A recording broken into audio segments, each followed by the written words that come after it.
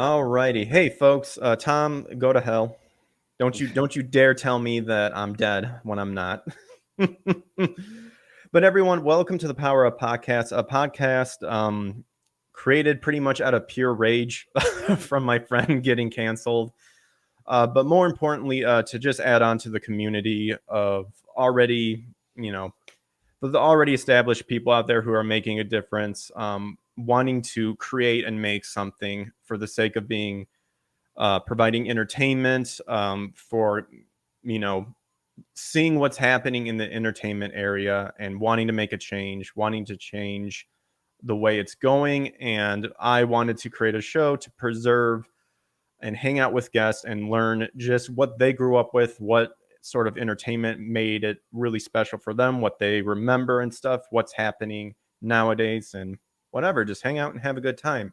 And with us today, we have Shane Mess. Hey, Shane, what's up? What's up, man? Another Yeah, for lovely sure. night, 9 p.m. Usually I'm asleep right now, but Oh, got my okay. coffee going. Oh, And I meant to ask. Because are you 1 hour ahead? yeah. I'm So in. for me, it's 9. I'm central. Okay, it's 8 for me. I'm central time. So I should have probably asked to make sure. Like, oh, by the way, I'm central time. Where are you at? Sort of thing. Oh, it's good. It's all good. It's I figured it very out. cool. Yeah, for sure. Chaos says it's 9:04 over there on your end. Yeah. Shane, I can never ever figure out when a good time to stream is because you have like Yellow Flash and Nick and all them stuff doing late night shows. And it's like, well, obviously, if I try to compete with them, I'm just going to get buried deep until, whatever happens, happens. So it's like trying to find that happy balance and stuff like that. So that's, Well, the good thing with the community though is like mhm. even if you stream when like a big stream's going, at least me personally, I'll bounce back and forth from shows because you That's get what used I, to certain shows and like maybe it's not a topic you can withstand for like 10 minutes. You're like, all right, I see what this person's doing. So I get you. even if you, Yeah. even if you cross somebody, it's not like the Hmm.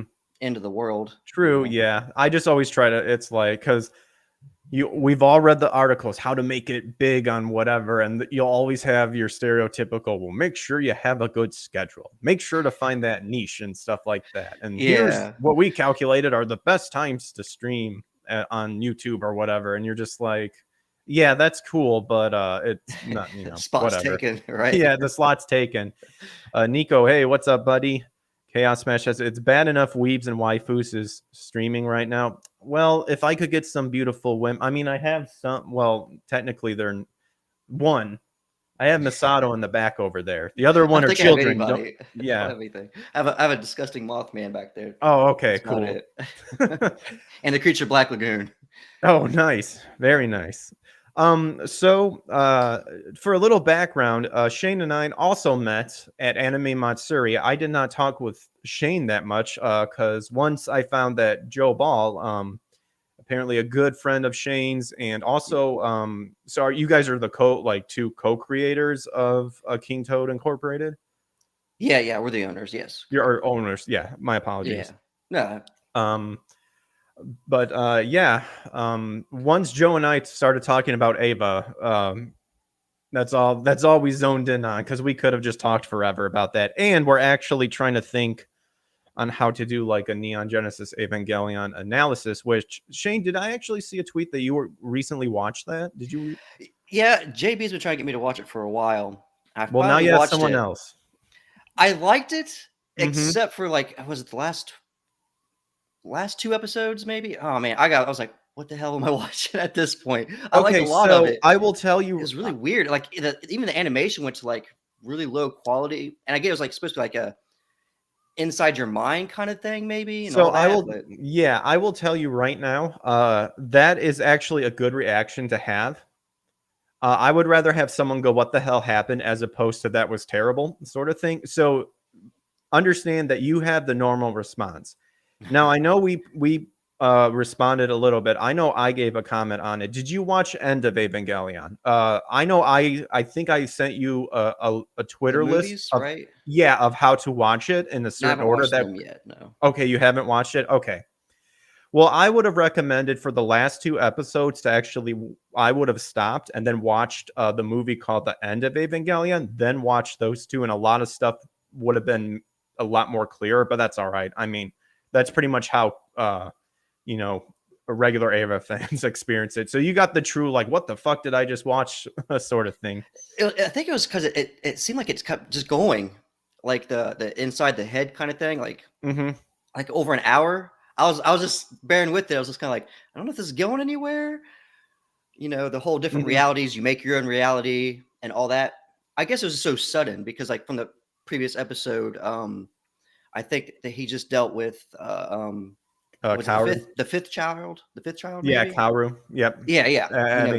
Having to execute him. Yeah. Yeah, it just went from that to the inside your head kind of thing. I was like, did I miss something? Did You unfortunately did not miss anything. The only thing you might have missed is what was happening with the studio, because unfortunately there's a lot of stuff behind the scenes that actually took place, to where there's like studio finance situation, animation budgets and stuff like that. Like the Ava rabbit hole is so deep that you will get lost into it, and that's actually kind of like what Joe and I would want to do.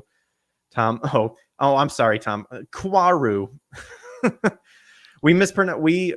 So my friend Tom and I, he's another good friend of mine. We both loved Ava too, and there's on the DVDs there's a behind the scenes of like the director and like the script writer and stuff like that, talking about a lot of what the meanings behind the words were and how they wanted to preserve that meaning, sort of thing. And this was back in like the 90s, so they're not inserting anything bullshit in there, because Ava, you gotta be pretty damn like good at making sure of what you're translating is what is in Japanese, because it changes, because that's a show that's the small subtleties can change everything. And there was one guy they interviewed and they called him what did they Tom, what did they call him? Yeah, he was known as an Eva enthusiast. And we made fun of him because he pronounced Kwaru. And we just thought, I'm one of those guys that when we hear little weird things, like it's like the little subtleties, we'll just pick up on it and expand it to like insane degrees, because it's like the funniest thing. It's like, what the hell's an Evangelion enthusiast? Like, you have a degree in Ava, sort of thing. So now do you like any of the like Mhm. newer anime, or do you just strictly the '90s kind of and So '80s? I personally think 80s and 90s anime, because it was just that time, were so unique and original. I don't think anything can honestly really top it, because I think there was a lot of freedom that happened. I think in early 2000s there are still good anime. Like an early 2000 one I really like is Steins Gate. Hmm. New, and that was Steins Gate has to do with time travel. That is one where unfortunately you have to stick with the series, and unfortunately it's like episode 13, that's when things really start to like, whoa, sort of thing. So it's kind of one of those. So you're probably like me. Like I had this Hmm. conversation at work. We was talking, because I got back from Anime Matsuri Con, and people were asking me, how was it and stuff, and I was just compared to like that was one of the questions I was going to ask. How was Anime Matsuri? So you transitioned right into that beautifully. yeah, like compared to like a Cincy Comic Con or something, or just something like that. Now this is only my second anime con I've ever been to. The other one was years ago. Audience was about the same. This one's a lot bigger. Hmm. Um, I think the demographic is a lot different. Like I think I saw a lot more. I see a lot more younger people at Mm. the anime cons than I do like the comic cons. I see like people my age, like like going into their 40s at the comic cons, like looking for like certain issues. But with the anime cons, I see a lot more younger people, and it seems like they're willing to just try new things and Hmm. be looking in at I don't know. It's like a whole different mindset between the anime That's collectors and traditional comic book Yeah, collectors, that's which is very kind of neat. how old are you, by the way? 39. Okay, I'm 34. Okay, yeah, So I was curious about the age discrepancy there, because that makes sense that. yeah, So yeah, you're a and little bit then more far back than I am, a little, not yeah, too and much. then when I was younger, when anime was kind of being brought here, it Hmm. was like very little of it. We had like Ninja Scroll, um, I don't even know if Evangelion was a thing that we can get a hold of at that point without like Ava was kind of in the 90s. yeah. So If you know, if you're going like if you're talking about like when you first got into it, because I'm assuming that would be let's see, I'm 88, so you would be like 83. 3 Okay, when I was yeah, born, yeah, 83, yeah.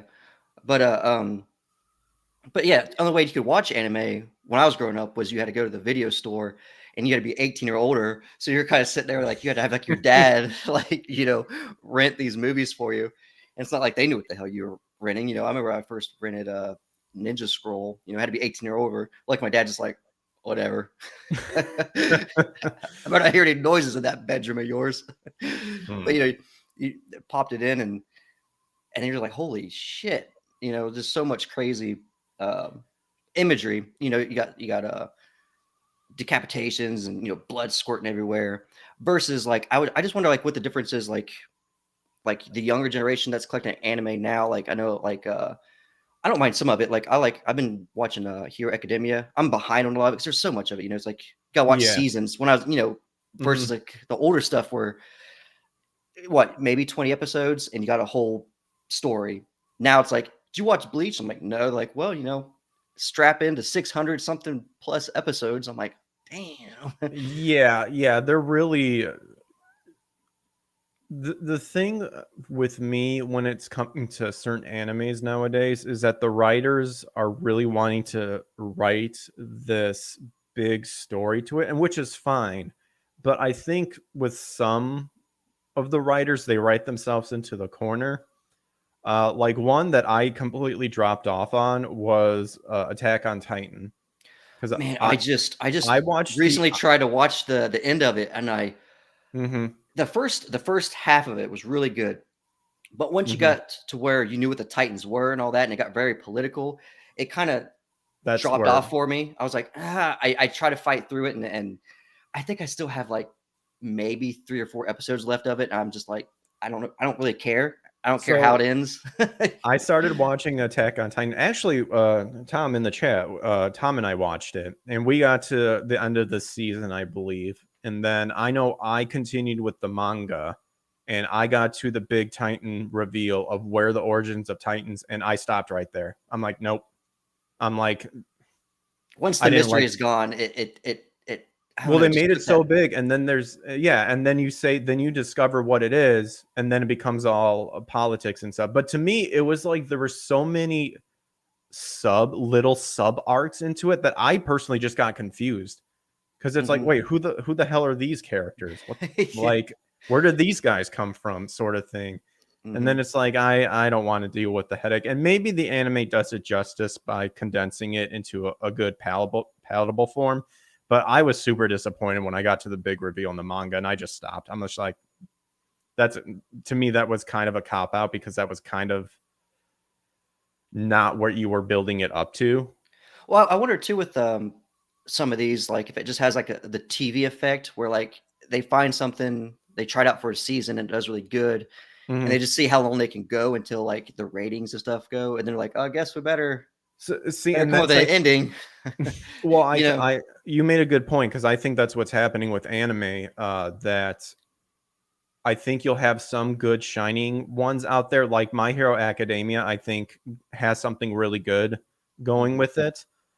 I struggle with it a little bit for other reasons, mostly because so here my big thing of just enjoying anime in general completely was shattered when the when the SJ Tards had to make it political. Mhm. And some people say that was with the whole Vic Mignogna scandal and stuff like that, which I think is a big thing. Um, but this idea of now trying to reestablish it to where if you like anime, you have to understand that anime is about, LGBTQ, transgenderism, and all this stuff. And you have to accept that that is what it was all about. And if you don't accept it, you're not welcome in here, which is completely not what it was about. If anything, No. if anything, it was for people who are socially awkward or couldn't relate to people. And as sad as it is, it's true. Well, let's That's what face it it. We knew that shit was cool when we were young. Like a lot of people think, "Oh, exactly. you're into That's the whole cartoons." Like you aren't watching the cartoons we're watching. Like exactly. That's the point. Well, you made an excellent point. everybody who likes Walking Dead and shit like that, we were the first ones introduced to that because like the that Mhm. extreme Well, you violence and can stuff, but the better storytelling too. mhm. The older stuff, anyways, like the See, '90s stuff. and I think that's what made it so special is because, especially with Ava, I think that that is probably one of the most influential animes of all time because you can easily, and even Hideki Anno said like, how I made this is I was influenced by these other ones that were just as nitty gritty or what have you, and I think that's what made the '90s and like the early 2000 anime so special because I think they could get away with a lot of more of that darkness where nowadays like even censorship is starting to come to take effect like the Dragon Ball Z Kai remakes.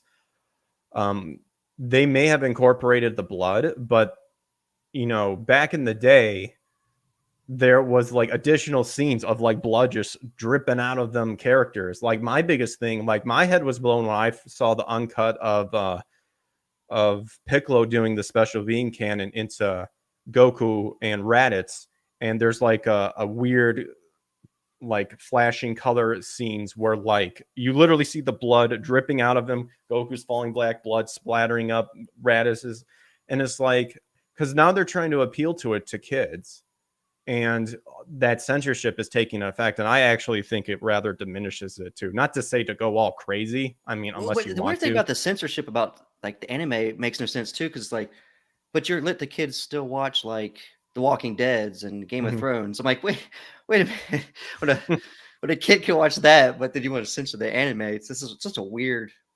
I don't know. Maybe because it's a cartoon, but Yeah.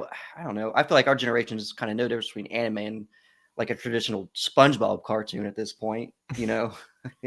Well, I will admit I do. There are some SpongeBob episodes I absolutely love, and it's the ones that go to the weird creepiness. Like those pictures of those realistic pictures that they'll sometimes zoom up on them. Kind of like Ren and Stimpy when they used to do that Yeah, back in the like day. those. Funny enough, I wasn't a real big Ren and Stimpy fan, but I liked Rocko's Modern Life, which I think Oh was yeah, that kind was a of good one. toned down. Yeah, you know what I'm Yeah. talking about. Yep. Tom says to play devil's advocate a bit here. I'll bring this. To play devil's advocate a bit, because I also totally agree with you, there's a huge disproportionate amount of LGBTQIA whatever people that consume anime, even though it's not that many, it's still much high. Yeah, it's one thing for them to consume it. It's another thing to try to change the history of how anime came about, you know, Right. sort of thing. But it, again, for me, it was when the West, I guess more specifically, when the westernization and bringing it over here is starting to become to push a specific ideology, and that alone, that's a problem for me because it's super easy. And I actually on one of my shows, Shane, I actually read an interview with people who uh scanlation groups who scan manga and then translate the groups and translate the wordings and stuff like that. Mhm. They're actually like pissed off at what's happening, and like because apparently there was a big fiasco over a specific translation of a recent manga to where the creator said this is not what I intended to, and I think that's the problem. And there's absolutely no reason why they cannot stick to the script. And they said Right. when there's something that doesn't translate over from Japan to English, they would resort into trying to include like maybe a joke or something that people would know. Specifically in the voiceover community, they're just straight up changing lines that just don't make like that does not at all go with what the original story said. Right. Right. Mm. It's but you said you had a good time at Anime Matsuri. Did you get to meet a lot of people over there? I got to stroll around quite a bit. It wasn't too bad. I got to meet Preston Azevedo, which was pretty cool because he did a cover for me for my Mothman. Oh, So cool. some people I didn't expect that was going to be there end up showing up. I was like, oh, hey, what's up? Very cool. So that was neat. First Were time you there? I got Were to you meet there? Nick. Okay. I'm sorry. No, no, you're Continue. fine. I was just gonna say, were you there all week? I can only make it to Yeah, 7. yeah, I was there. Yeah, the whole time. It was funny. Me and JB was actually there like a day early, Hey, and dude, Joe in the chat. yeah, they wouldn't let us set up until the day of, and then we still couldn't set up to like a certain time. So it was really weird. Well, it was kind of funny though, because obviously Nick was like, "Hey, I got booth space if you guys want to come down." I'm sure JB probably said all this to everybody, but we're like, "Cool," you know. So we kind of did some scrambling because we're still working on Death, Death, Death. We're still working on Swarm, so we didn't have much to kind of bring down.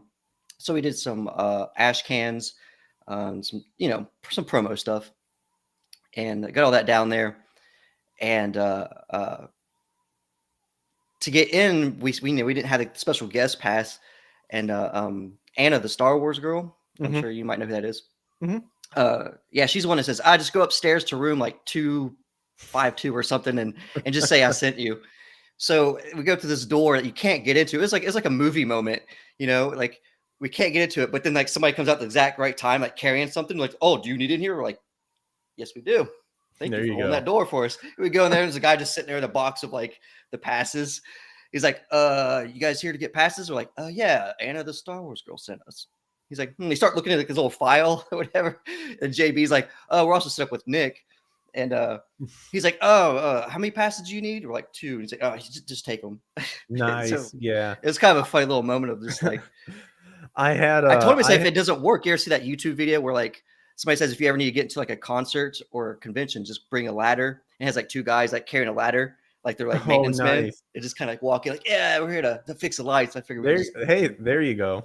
just do that if that didn't work. I saw a really oh man, it was with a friend a long time ago and I can't Baghead Man, I think is what it is, and it was like a horror movie and like a bad horror movie and it started off with them trying to get into a bar but they didn't have I don't think they were on the list or they had to have a certain like ID to show sort of thing. So what they did was is that they pretended they were on cell phones and as they were letting people in, like they would walk through and just get in. But the one guy didn't have his cell phone on him, so he pulls out his wallet and he's like trying to walk in. The guy's like, "Hold on a second, what are you That's not a doing?" phone. I'm just following my friends going in there, and he's like, "You know, you're having your wallet up against your head." He's like, "Yeah." That's oh, that's funny. But funny enough, I actually had a similar situation because I hung out with Ryan, the editor, down there, Oh, and okay, cool. I let Ryan know I'm like, hey, I'm coming to like see you guys, and like I want to hang out with you because we actually I met Ryan and actually Nick when he came down here for another reason not too long ago, and then my friend Eric and I was like, dude, Eric, Nick's in town, like let's go and hang out with him. So we went there, and and Ryan was there and I was hanging with him and we were trying to get into the Friday night panel, I think. And it was very limited. And Ryan's like, "Yeah, I'm not waiting anymore." He's like, "Follow me." I'm like, so I'm following him. And he like knocks on the door on the back and the guy's up. He's like, "Yeah, I'm news with Nick Ricada. He's helping me here. Can we get in?" And the guy's like, "Yeah, go ahead." So it's like weaseled in. And then of course I'm like, well, I'm taking pictures. I'm like, gotta make sure I'm the press. So now that I told that story, I'm probably banished. We went with Nick and his wife to a sex shop. You're not wrong, Chaos. Yes, yes, we did.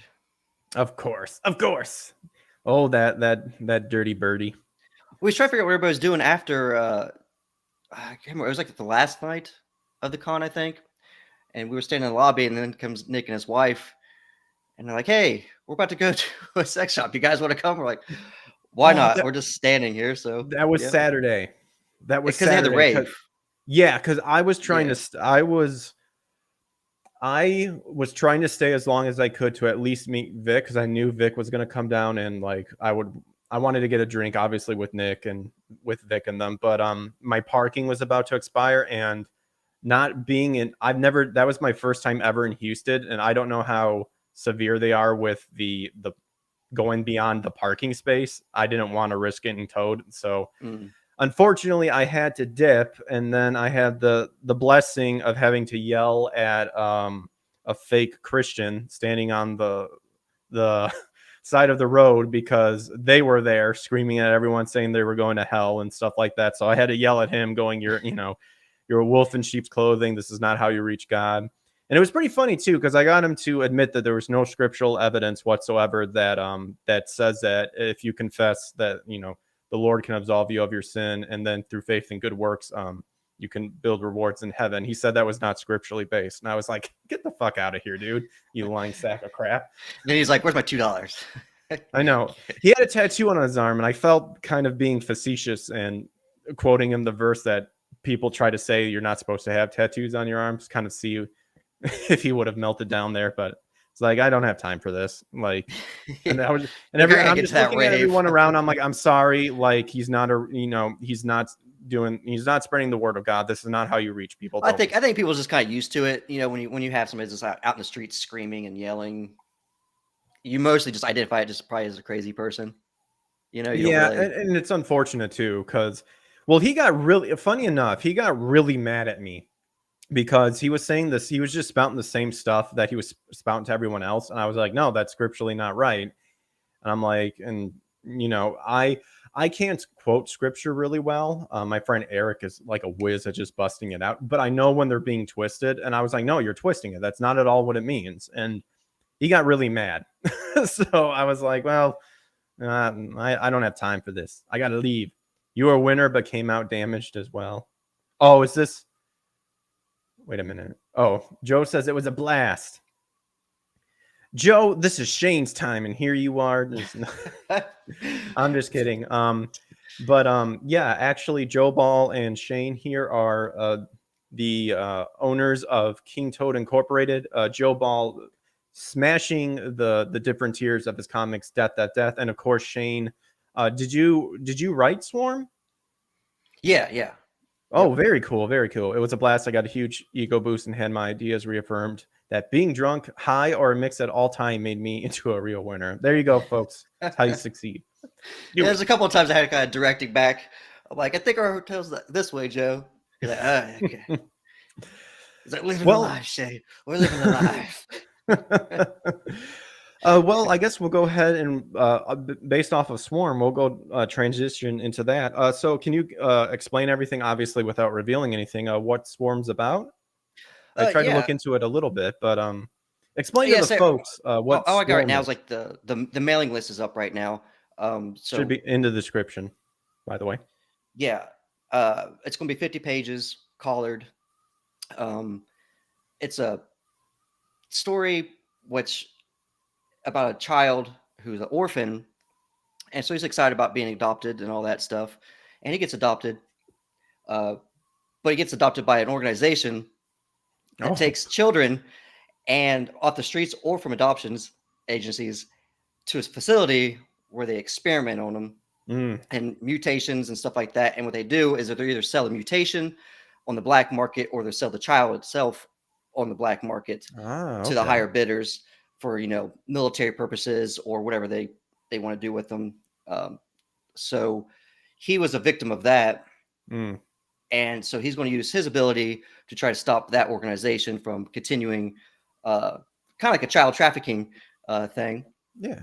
But you also have on the flip side characters that will willingly be transformed and be for hire, they're like assassins and stuff like that. Or you also have characters that fall the in between, they were a victim of it, so they become villains themselves instead of like somebody trying to stop it. They want the revenge, which I was kind of heavily influenced by growing up in the 80s. I was a Teenage Mutant Ninja Turtles fan.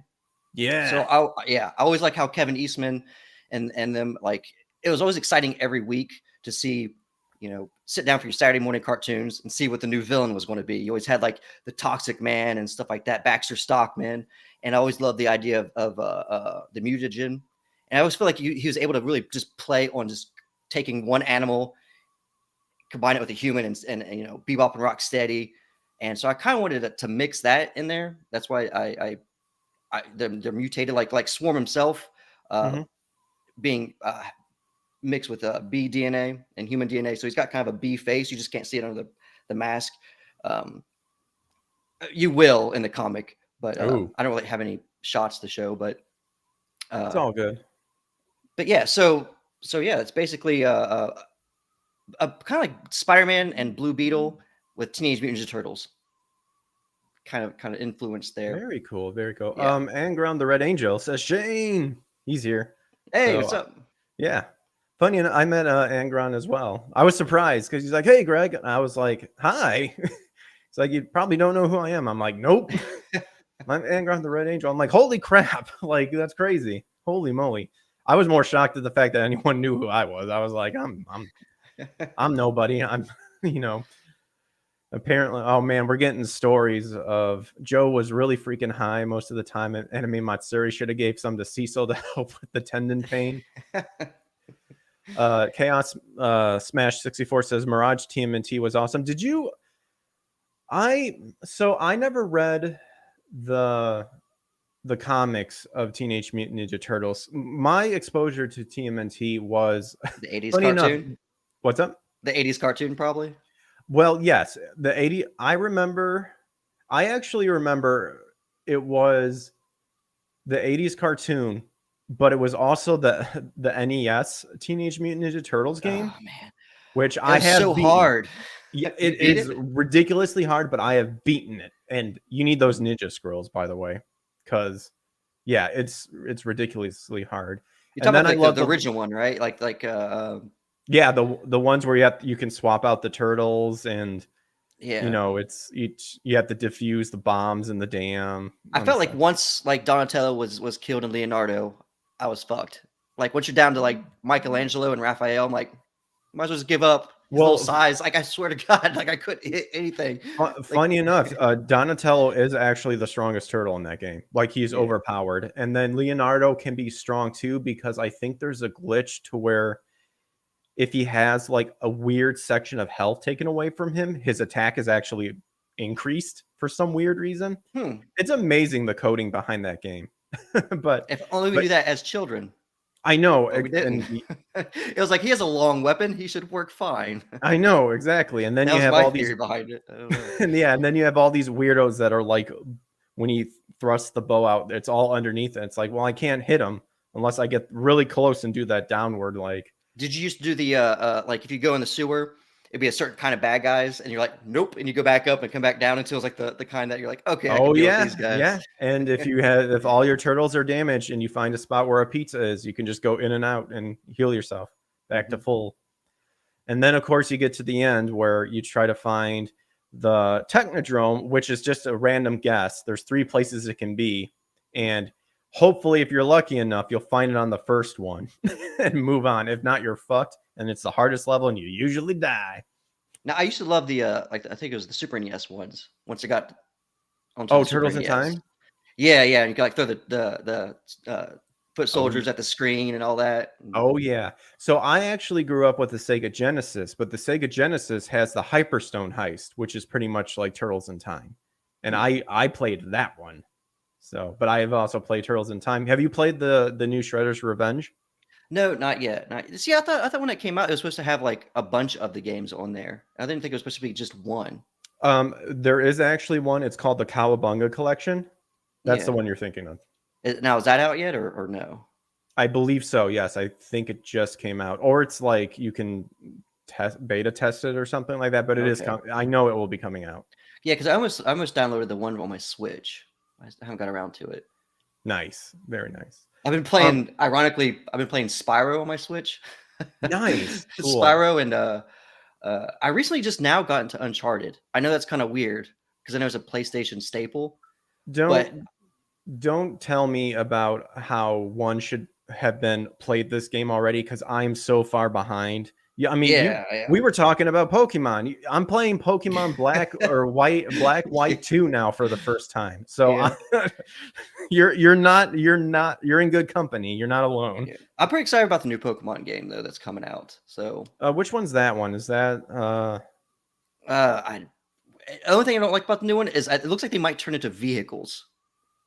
Like there might be like vehicle Pokemon. I don't care too much for that aspect. Someday Swarm will have an 8-bit game. It will be terribly difficult. Yeah. There you go.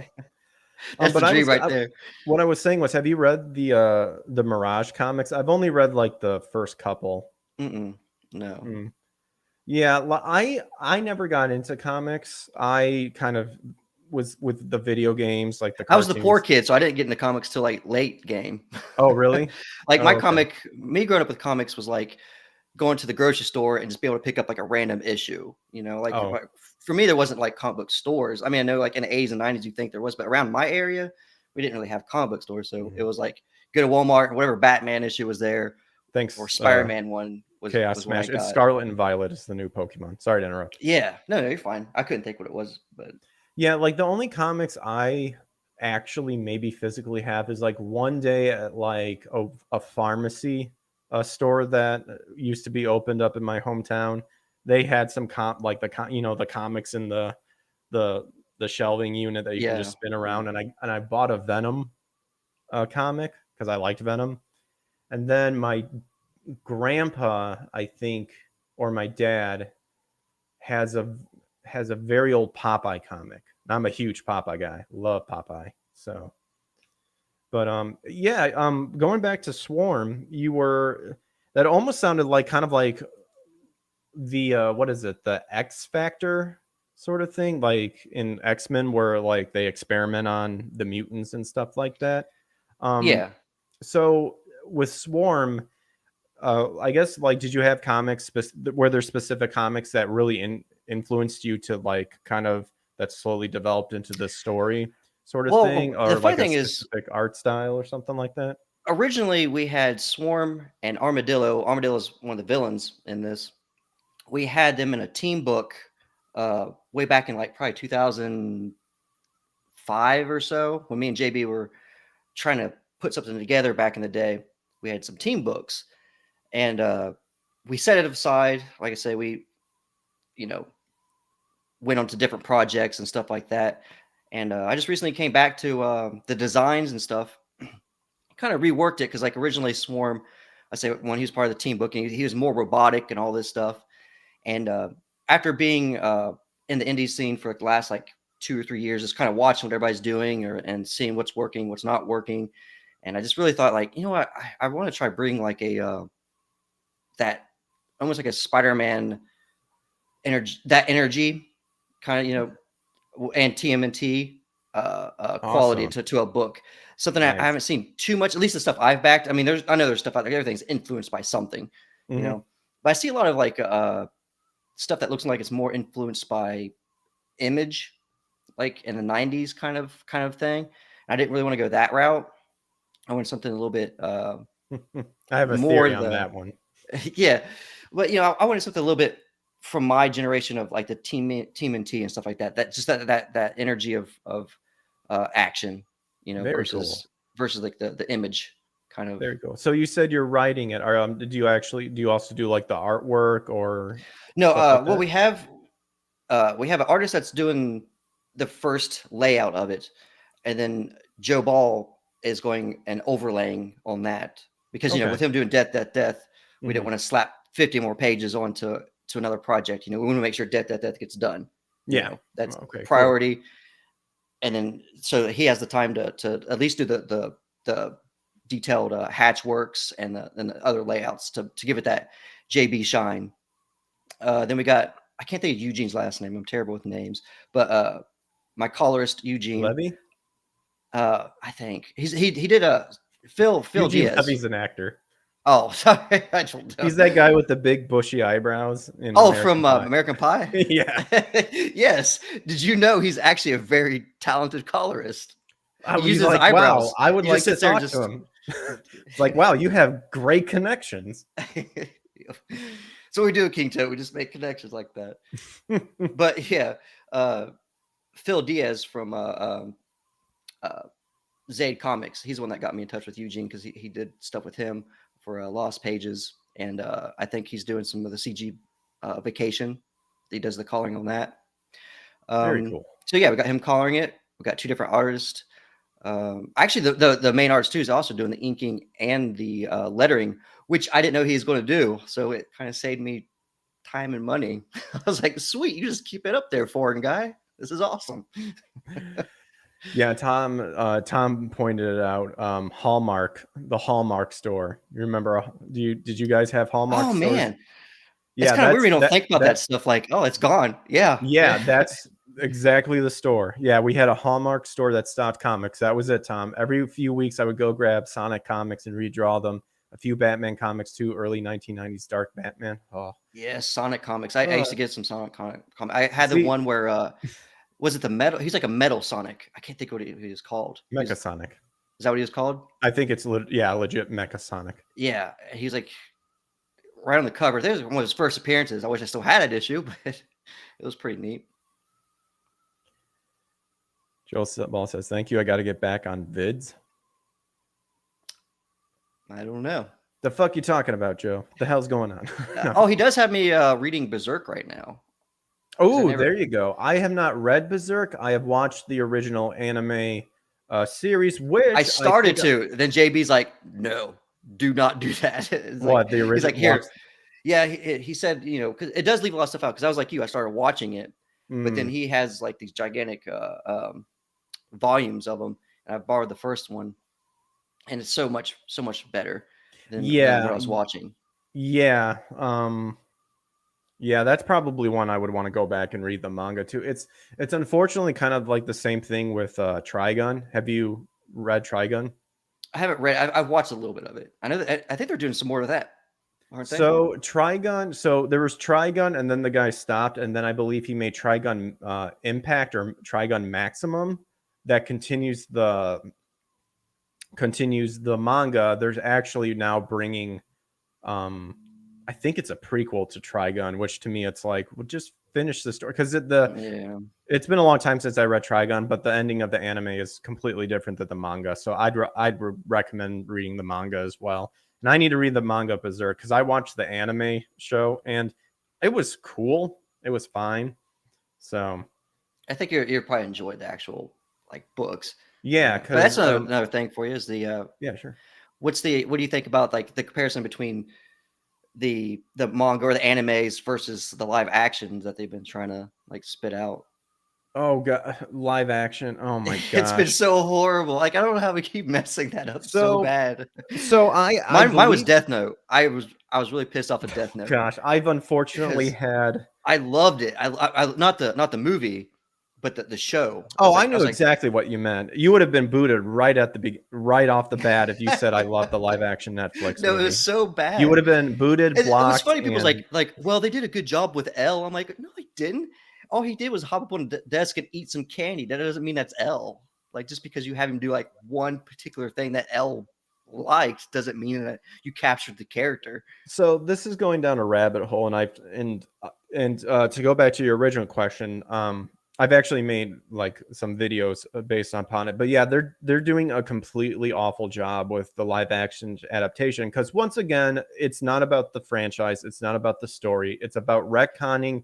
But it's like, why do this though? Like you have the same audience. Like I don't. That's why it's a weird thing. It's like, you know, because a lot of times, like me and you might be put into the category, well, we're older, so our generation's like offended. But I'm like, but you have the younger generations that's watching those as well, and they're not liking it. That's why it's getting canceled itself. Like because I legitimately think that they are at the point where they're trying to make it to where their ideology needs to be the forefront of things to come, and so that when future generations look back, they're hoping that their version is the one that stands out to them, and that it was always like this.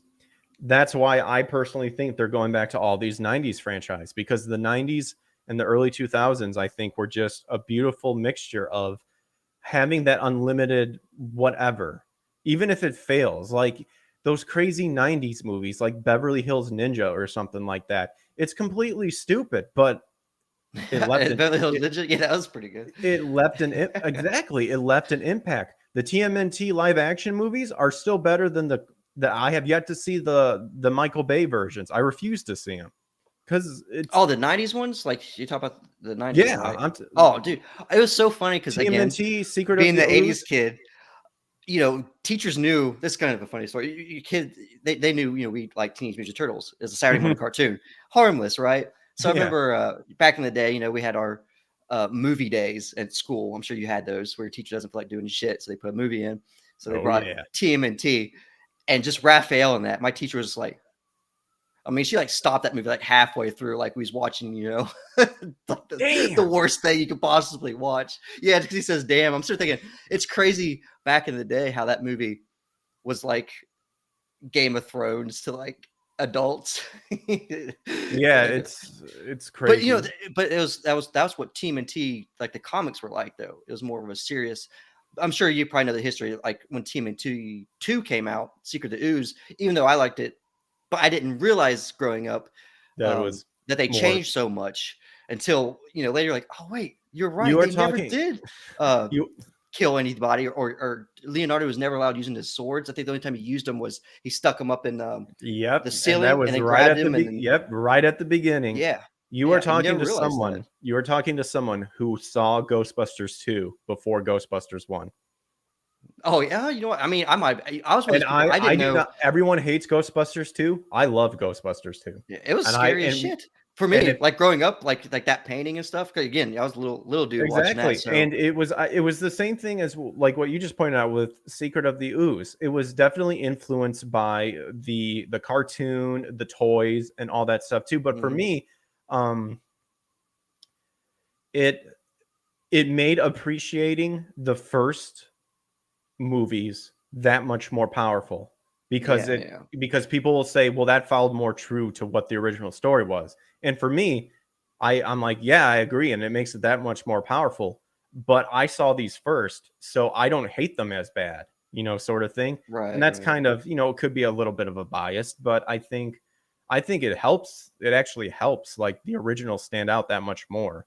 Yeah, The I still first remember though, like being a kid and being pissed off when I went and saw TMNT 3 in theaters. I was like, I was still a little dude, like what the hell am I watching? Like where, like because Casey Jones shows up in it. Yeah, All I does he wanted, do anything? all I fucking wanted was Casey Jones wearing a mask and just beating the shit out of somebody with a hockey stick. Why couldn't Yeah. that happen? Why could that not happen? At Well, least instead I'm he was babysitting like the the four samurai guys or yeah, the whatever. four royal guards of Yeah, and then like it was like a generic villain. I'm like, I don't what? know. I just the toys were horrible. I remember hating the toys as a kid. They were like really rubbery.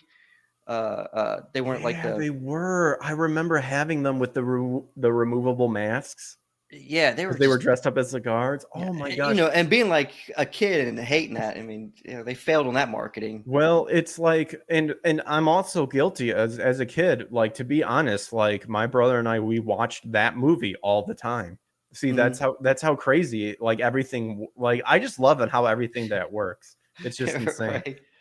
Oh man, the chat's still talking about the crappy live action Death Note and the Japanese Death It's Note. it's bad. So Did going you to did you see oh sorry, I didn't mean to interrupt you. no, go ahead. I recently tried to watch the Resident Evil show, because I mean, everybody's talking horrible about it. And I don't know about you. Every time you ever go to GameStop, if you ever do stop at a GameStop, they always try to tell you how everything's awesome, no matter what it is, no matter what the topic is. Somebody in there is always like, actually, this is the most amazing thing you'll ever see or watch or play. You gotta make that sales quota. Yeah, I wouldn't even buy anything Resident Evil. This guy's like hyping up Resident Evil. And I enjoy the older games. I'll play some of the newer ones. Like I'm one of those people who actually liked Resident Evil 5. I know some people don't, but I enjoy it. I honestly did not have a problem with Resident Evil 5. I don't know why. I honestly think a lot of people got upset about that is because I think it really was the beginning of the turning point where it became less about puzzle solving and more about the action and stuff like that. Yeah, yeah. Not to mention, I'm I sure just there like the was story. I don't know. I like Chris Redfield was back. I was like, oh, cool, Chris dude, Redfield. You know, Chris Redfield was a fucking beast when he just straight punches like certain people. His arm is like the big of a tree dude. stump. I recently started playing because I have PlayStation and I recently subscribed to the PlayStation Premium. So I was looking at the games and the Mhm. Resident Evils are on there, and I recently started playing Resident Evil 5 again. I didn't realize how like jacked they made him in the game. Like his neck is like tree trunk, and he's just got like massive arms. I'm like, Dude, he Jesus. was a dude. I loved when Eric and I played it. Like, it was always fun doing the tag team and just seeing Jack just do that Superman like straight punch and then just hold that pose for a little bit because he just knocked like three full grown men like over like it was nothing. And then they demuscularized him, and I was like, oh come on, he was Yeah. awesome. So, Oh yeah, but Chris punching that boulder too. That was good. But yeah, I tried watching the show. I got to that first episode. It was hard. And I'm not one of those I'm people not like I even don't gonna like to watch. just I'm not even gonna watch it. exactly. I'm So not one of those people that like will just hate something because I saw somebody on YouTube was like, oh, this is bad. Like, oh, at least maybe give something a try yeah. before I can say I hate it. And man, it was so awkward. Like, did you see the actor who played Wesker came out and like made a little YouTube or Oh announcements yeah, I already and commented on that. it's like trying to address like people like me like as a troll. I'm like, dude, like I'm not saying you did a bad acting job. You're the actor for one. I hate when actors speak up like they're the writers. I'm like, you didn't write this, so shut the fuck up. I'm criticizing the writing. I'm not saying you did a terrible performance, what you were given, but Mhm. there's source material. That's why we're not the ones like Netflix buying it up and then just change it to whatever we want, like you said before. And we're not saying it had to be an exact duplicate, even though we'd love that. But if you want to change something, but I'm like, it was so weird. Like I watch it, and the first episode was about like pretty much like two girls at school. It was really weird. I'm like, okay, and it kind of is like a time jump. Like one of the girls, she'll be in like the present and kind of taking on like a giant caterpillar zombie thing, which is the only thing that was cool about the first episode was the giant. Shane, your sacrifice was not in vain with Netflix. You're appreciated, Jane. The chat thanks you for taking that bullet because I will not. oh, but No, yeah, yeah. Go ahead. I said I was watching it, and Wesker himself, it's like they try to make him more of a good guy. Like again, I only watched the first episode, so it might within the 8 episodes transfer a little bit more to where he's a villain. But like I always just saw Wesker as a badass back in the day, and I don't know if it's just because they did a race swap that like they felt like they can't make him more villainy. Well, first off, this is what they get because they've made it to this extreme that when they try to fix it and realize that depending on the story, the extremity of the story could actually make them look bad. Of course, sort of It thing. was so If bad, only like the Loki fact was of here. Loki was one who there was someone in the chat named Loki. He said he thought the Resident Evil Netflix series was good. oh, he acts like I mean, come on, that first episode, like the fact that like his daughters, his adopted, I assume they're adopted. Uh, they I'm sorry, I'm laughing at Joe. oh they Loki, you're here. He's they here. go up to the door and they didn't even need there's no guards. You got this gigantic facility of they're doing these experiments in the lab to the animals, all this shit. There's not one security guard in this whole facility. Not only that, they didn't even need a security card. All they had to do was hold up their phone with their dad's voice and be like, I'm Wesker. It's like gets them into the facility. They go in there. Apparently, you only need it for the main door. You don't need it for the rest of the facility. They walk through this whole damn place. They find where they because the one daughter's like, I'm an animal activist. We need to save these animals. I saw what Dad had in here. Are you kidding me? No. So they went in there after she gets beat up at school. By the way, because she's a new kid. She gets beat up. She's a vegan. So forth. Oh no! Oh Yeah, the vegan gets beat that up. happens Yeah, all the time, right? Yeah, all the time. Beat the shit out of the vegans. So they go to rescue the animals. The course is the one cage. You can't see what's in it. It's like shaking or whatever. And she opens it up and ends up with one of those dogs, right? And it was horrible CG. That's another thing that was bad about it. The CG was, worse than the actual Resident Evil movie from back in the day. And so then you got this chase scene of this dog chasing him, which still made no sense. I'm like, you couldn't shut one fucking door behind you. Like they get all the way back to the facility to the main entrance, and then like one girl, the dog jumps on her, bites her, and I assume she died. I don't know. I only watched the first episode because I tapped out after that. I'm like, what am I watching? Like, where's Chris Redfield? Where's Loki Jill? What's going on? Why am I watching teenagers being stupid and opening up cages with zombie dogs in it? I don't understand. That sounds really what's going on. It's bad. And that then like sounds awful. It jumped to like the future where the one girl's older, and apparently she's like, I don't know if she's trying to find a cure to the virus because she's like doing experiments, and at one point she gets cut, and then all of a sudden these zombies just flood out of nowhere, like it's I don't know. Was that ever really a thing that the zombies in Resident Evil could just smell blood? I thought they were just around. Yeah, that's And if they saw human flesh, they just went after it. because for me, I thought I think she might have sprayed something on her to like where she doesn't have a scent. Then the blood came, and all of a sudden they were like sharks. I mean, they were like, hundreds of them up on this roof, That which is doesn't really weird sound because like like I think she's up on top of a roof of some sort of a building, and then a giant caterpillar like busts through. I'm like, where the hell did the caterpillar come from? Like this fucking like gigantic, like that just house-sized bug just like tears that through the does not roof. I'm sound like, like that does not sound like Resident Evil zombies at all. That to yeah, me it that was. almost sounds like World War Z. What are they going to do? Just start climbing on top of each other like ants or something? I don't know. Another organization comes and grabs her because they know her. I don't know. Like I said, I lost interest. I know there's probably people in the chat, but like he didn't pay attention to a damn thing. And so I'm like, I didn't. I didn't fucking care. Like I tapped out halfway through it, but I was already watching it and I was eating something. I'm like, I'm gonna fucking finish this shit. I'm gonna do it. I watched, unfortunately, Dragon Ball Evolution not once, not twice, but 3 times. I saw that movie, and Oh, here's something. many drinks later, I think the pain subsided. I was at GameStop. Like I said, I don't stop at GameStop very often, Mm-hmm. but when I get bored, it's about the only thing in our town we have. Joe can back me up on that. But I picked this up. I figure you might enjoy this. Check this out. Oh, Do you nice. remember these things when you were a kid? Oh The little yeah, Tiger Tiger games. I forget a Electronics. Power Ranger one. I forgot how hard Yes, these fucking things are, though. dude, those things are annoying. I had a Darkwing Duck one. Oh, no, see, that'd be cool.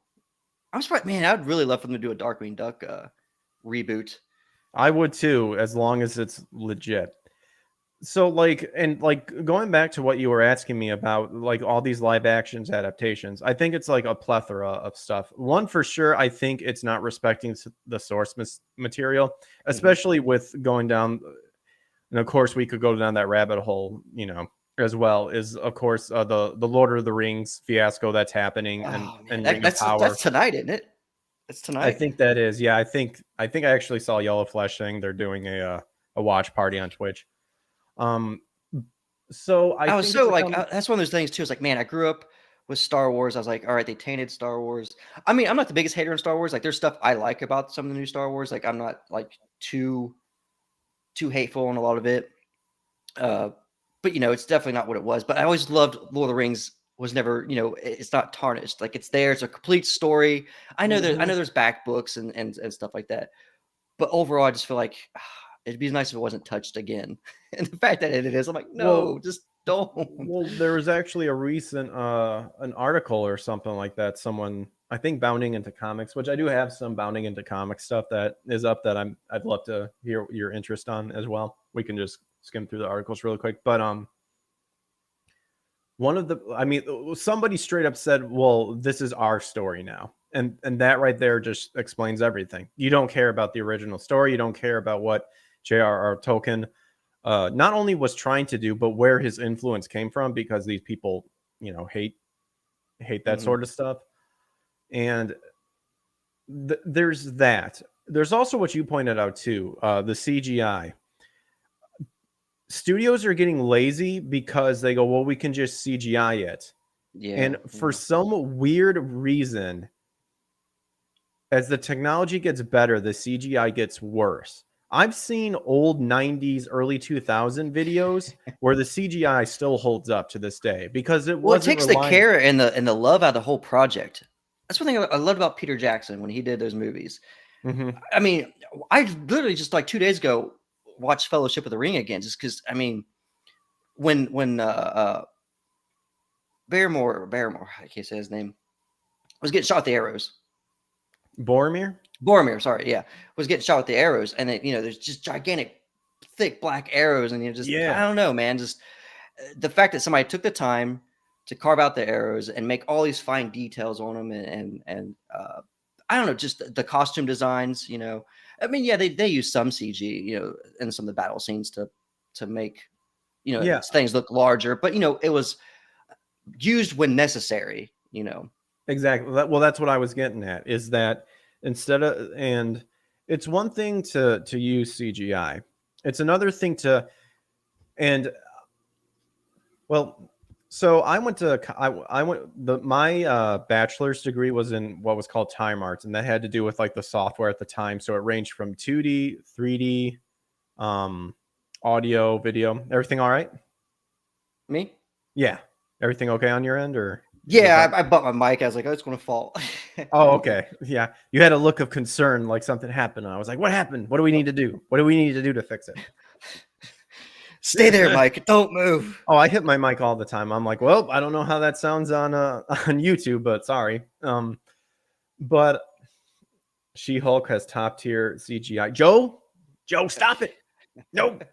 I know that's one show I still haven't given it a shot. Well, if you enjoy twerking, Yeah, I've seen that video going around. I haven't watched that. I didn't watch the newest oh hell, I don't know, the last like 2 movies of Marvel. I don't think I've watched those. I'm the last Marvel movie I watched just because I at one point I think I was literally on vacation and I sat down. I'm like, okay, I'm gonna try to watch because there's articles out there that are like, oh, just watch these specific movies and Mhm. then see this scene from this movie and this is how you can follow the whole storyline and get caught up. I think the last one I literally watched was Ant-Man, and I was supposed to start with Doctor Oh, Strange. oh, So that's it. Yeah, I haven't watched New Doctor Strange, the yeah. second one. I haven't watched that. I did watch. I did like the Spider-Man, the last Spider-Man movie where they tied them I all need to together. get caught up with that. I've seen Homecoming but I haven't seen the other ones. Yeah, that one's Um decent. and going back to what you were saying too, like one, I think as much as money is concerned, I guarantee you would make it back if legitimately they would bring back like puppets and animatronics and stuff like that back into the same thing because then you could use the CGI to clean it up to make it look really really Yeah. good. Dark They're Crystal's just a good one. which one? Did you see Dark Crystal? They did a No, I think it was Netflix. They did like Dark a Dark TV show. Crystal. Huh? No, Do I you remember didn't. Dark Crystal growing up? The movie? That one I don't. Oh, really? That was Jim Henson, the Okay. puppets. It's like it's a fantasy world. Uh, has a No, purple that one. crystal. Oh, really? Nope, not Man, unfortunately. now, That one as a slipped kid, my that one radar. kind of scared me.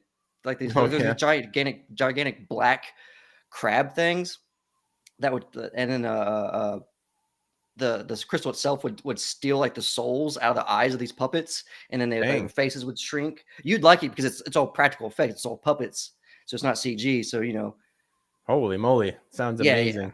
yeah. But they did a TV show of it too, and brought back Oh, like did they? Cool. they did the puppet thing. They cannot. So when it comes to animation, you're obviously trying to make something look believable and that it's fitting in that environment. And the way Hollywood is going about is that they're shooting all this dark, gritty stuff. They're using dark colors like the blue tint, the blue movie tint that they always love to Yeah, throw on to make it dark and creepy. And it's like for some reason they can't match it with the animation, and the animation looks too bright or too cartoony and sort of thing. That's I think something that I don't know why they're having troubles with it, but I've seen fan films do better stuff yeah, than certain Hollywoods. But with the live action, specifically anime based movies, I honestly think Christopher Nolan found the formula to make it to where it's still fantastic and mythical enough um to clearly go, okay, yeah, someone in real life can't really do that sort of thing, but it still gives you that doubt of, well, yeah, I can kind of see it fitting into this universe. And I think that's where these live action anime films are failing miserably. I think especially with the new Yu Yu Hakusho Netflix series that's coming out, it looks straight up like a cosplay, like a straight oh up yeah. cosplay fan film. I Oh haven't seen yeah, anything it's on that awful. yet. Some people have pointed out that the live action Bleaches, the Japanese ones, are pretty good. My go to point out of something being good is the live action Rurouni Kenshin movies. I think they captured it well enough to where, for me, because I love the manga, they recaptured certain panels of the manga in live action that clearly can't be done in real life, but it was done well enough to still convince me that this could exist in our universe, sort of thing. And it's that less is more, and unfortunately that realistic look. With the live action Cowboy Bebop, I'm not going to watch it. I refuse. Don't care. I don't I care didn't to either. watching either. Everyone honestly complained about Faye's outfit. To be honest, if they would have kept with that sort of style choice throughout the whole series, I think it honestly, the writing obviously is what destroyed it, but I honestly think it could have been a little bit better and stuff. I think there is a way to capture that anime suits and that look of Spike Spiegel and stuff like that in a more realistic way. And for me, Faye could have done that. Everyone complained that it wasn't the traditional Faye costume, but it could have been all the more like opportunity to have that costume she was established. Somehow it gets all ripped up and she has to wear her, there's the fan service. She has to wear her original costume and stuff like that. But these, again, it's going down a rabbit hole. These people don't care about the franchise. They don't care about the story. They're caring about making sure that their version is the supreme version, and they will retcon anything that is not acceptable that was back in the day. So what you're telling me is you love the Dragon Ball movie. That's what you're saying. The Dragon Ball one? Yeah, absolutely. I loved it on how it didn't look like Energy Blast at all, but Avatar: The Last Airbender stuff. Loved how they did it. I guess that's where that all kind of started, right? Dragon Ball is probably the first adaptation we've seen, right? Yeah, and they just shat that out of their ass. Yeah, that was so weird. It was like a very, very bad Power Ranger episode. It really the Ozaru, led by King Piccolo. Oh, there we go. Well, it's funny because I think the guy who wrote that script, like, later did an interview and said, "Yeah, I had no idea what Dragon Ball was about." And it's like, well, how the hell did you even get picked to write it if you don't know it? Yeah, it makes you wonder, like, did they just not think that like this side of things, like in the States, we just didn't know anime? Like, did I think I honestly legit do not understand the choicing behind making that movie. I legit don't understand. Like, because like I really want to push through it. It's one of my many ideas that I'm like, I want to do this, but then for some reason I don't because I'm lazy or whatever. I legitimately wanted to write a script for a Dragon Ball Z movie that could easily like do better than Evolution, sort of thing. Keanu should have been Spike, not that nonsensical nobody says Chaos Smash. Okay, I have been saying this for years. Keanu Reeves always wanted to do a Cowboy Bebop, and it's been stuck in development hell. I want him to do it. You wanted to do the movie? I say Hollywood, let Keanu Reeves do that movie. What are you doing? Now this one kind of still falls in the category since you're on the gaming side of things. Mm-hmm. Are you a Final Fantasy fan or no? So I did not play. I'm slowly getting into the JRPGs. And so I didn't grow up with Final Fantasy, but a lot of people get on my ass to play it, and I'm trying my best to. The bad thing is, like, you're starting late. So I do find when you tell people like, hey, I grew up with Final Fantasy 7, start here. And then they're like, this is garbage because, the look. But it depends on your gaming. See, but to me, I don't care about the look. Okay, then you'd probably like Final Fantasy. Well, then you probably haven't. What I was getting at was I was going to ask you if you've seen Final Fantasy Advent Children, but you probably haven't then. I haven't seen that. See, I like the route they went. It's not a live action. It's a anime, like CG, and the quality is amazing. And the story actually adds to the Final Fantasy 7. It has the fan service. It doesn't have anything that I remember being like woke or anything. No agenda. And I fucking love it. And I wish they'd just do that more with animes. Like, just give us like a better quality anime, like you can just take the money, and like Transformers, when the Transformers movie came out, like the animation of that compared to like the cartoon was just amazing. I know a lot of people didn't, my generation, like when, Optimus dies, that's definitely a time when kids cried in theaters. But, when you look at it now, it's an amazing movie, the quality, versus the I thought it was better than any of the live action ones that came out. They spent all that money on those live action movies, and the 80s, cartoon animation movie was better than. Have you seen the latest Dragon Ball Super movie? No, I'm so far behind on Dragon Ball. I always try to get into Dragon Ball, but I always fall out of it. Animation is not good. Mm. I could tolerate it, but it was not good. But the thing is funny enough, is during like the beginning of the movie, they do like a recap of the Dragon Ball story and all that stuff.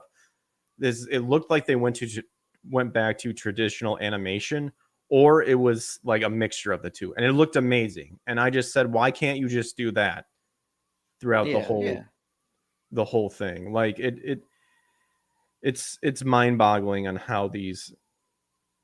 I mean, well, with Dragon Ball Super, they're just cashing a cow. I don't like Super. I think the story could have been written a lot better. I know the manga's going farther, and I guess maybe people were saying like read the manga, because I think the manga does better than the show. But Yeah. I always got that with like I'm one of those people I never could get into Harry Potter. Everybody's like, just read the books. I'm like, I don't want to read the books either. oh, Harry Potter. I could never get into the Harry Potter thing. But people's always like, you should just read the books. I'm like, I don't want to read those damn I read books. Harry Potter, and I've read all the books. I'm fine with Harry Potter. I never was like a super diehard fan, but Harry Potter is special with me because me and my mom, we both enjoy the story. So we would, once I read the book, she would read the book, and we would talk about it. And then we had a thing where we saw all the movies together.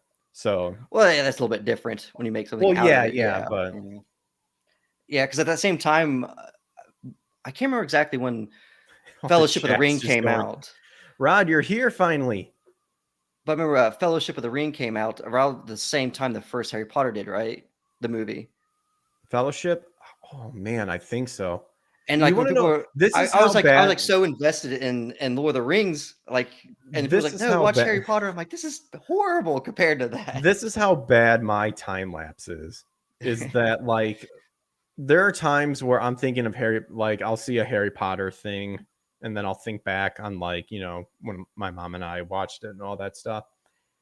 And I would be like, man, that just didn't feel like that long ago. And then I go back to when that movie was made, and it was like 1999. I was like, yeah. Oh my gosh, like how long? Like I am obviously like, it came out on VHS. Just that tells you anything. I know. Oh my gosh. Even that doesn't feel like that long ago, does it? I know. VHS was awesome though. Although I do wish Laserdisc would have caught on more, but man, that was so expensive. Yeah. But yeah, like I was more invested in Lord of the Rings at the time, and everybody's trying to get me to watch Harry Potter. And I don't know, I just could not get into it. I tried. I think I watched like first 2 or 3, and I'm one of those people like I know people will like get invested in like the creatures or whatever. Like, well, this is a neat scene with the little blue fairies running around. I'm like, where the fuck did everybody go? Where the fuck did everybody go in this school? Every one of those movies start off the same to me. Thousands of students. They're trying to show you off this big school. I mean, you couldn't take a piss without like fucking 10 students there, right? So they're everywhere. And then as the story goes along, it's a Scooby-Doo fucking episode every fucking time. The more it gets focused on whatever the plot was for the movie, less and less people be around. I'm like, so now there wasn't any students, there wasn't any teachers, and then this is like fucking 4 kids versus like a villain. I'm like, and nobody's waking up. They're being in the middle of the school with all this shit going on, and like everybody's like, I don't know, like I don't know if they're drugging the kids at night or what the fuck was going on in that school. But I'm like, what's going on? And then of course they reveal at the end, like, it was the teacher the whole time. Like, what? Then the next episode, and then here's this kid who saved this fucking school at least 3 movies in. Like I said, I didn't watch all of them, but all the years you hear how everything goes and how it ends. But I'm like, how many times did this poor kid have to save everybody? And everybody's still like, oh, you suck, Harry Potter. Like, and the whole idea of the factions was weird. You literally had chosen one. You literally had a faction of possible villains that you were. I always felt like the serpent guys or whatever. Oh, that house, the Slytherin. I'm like, you literally have the name Slytherin, and they're all for the greasy-haired kids going like, we're the Slytherin. I'm like, I don't know. I just couldn't get into it. Because Hogwarts is an equal opportunity school. Yeah. We'll make villains as well. I don't know. Like I said, it's those things come on in. Come one and all. We love everyone. But don't try to kill people, but we won't punish you that hard if you try. So yeah, I'm like, man, it keeps sending these poor kids back to the school where it keeps, shit keeps happening to them. I don't know. It was weird. I Just couldn't get recently into it. I recently reread Hokuto no Ken. Did you ever watch Fist of the Mm-mm, North Star? mm-mm. Oh, that's a good one.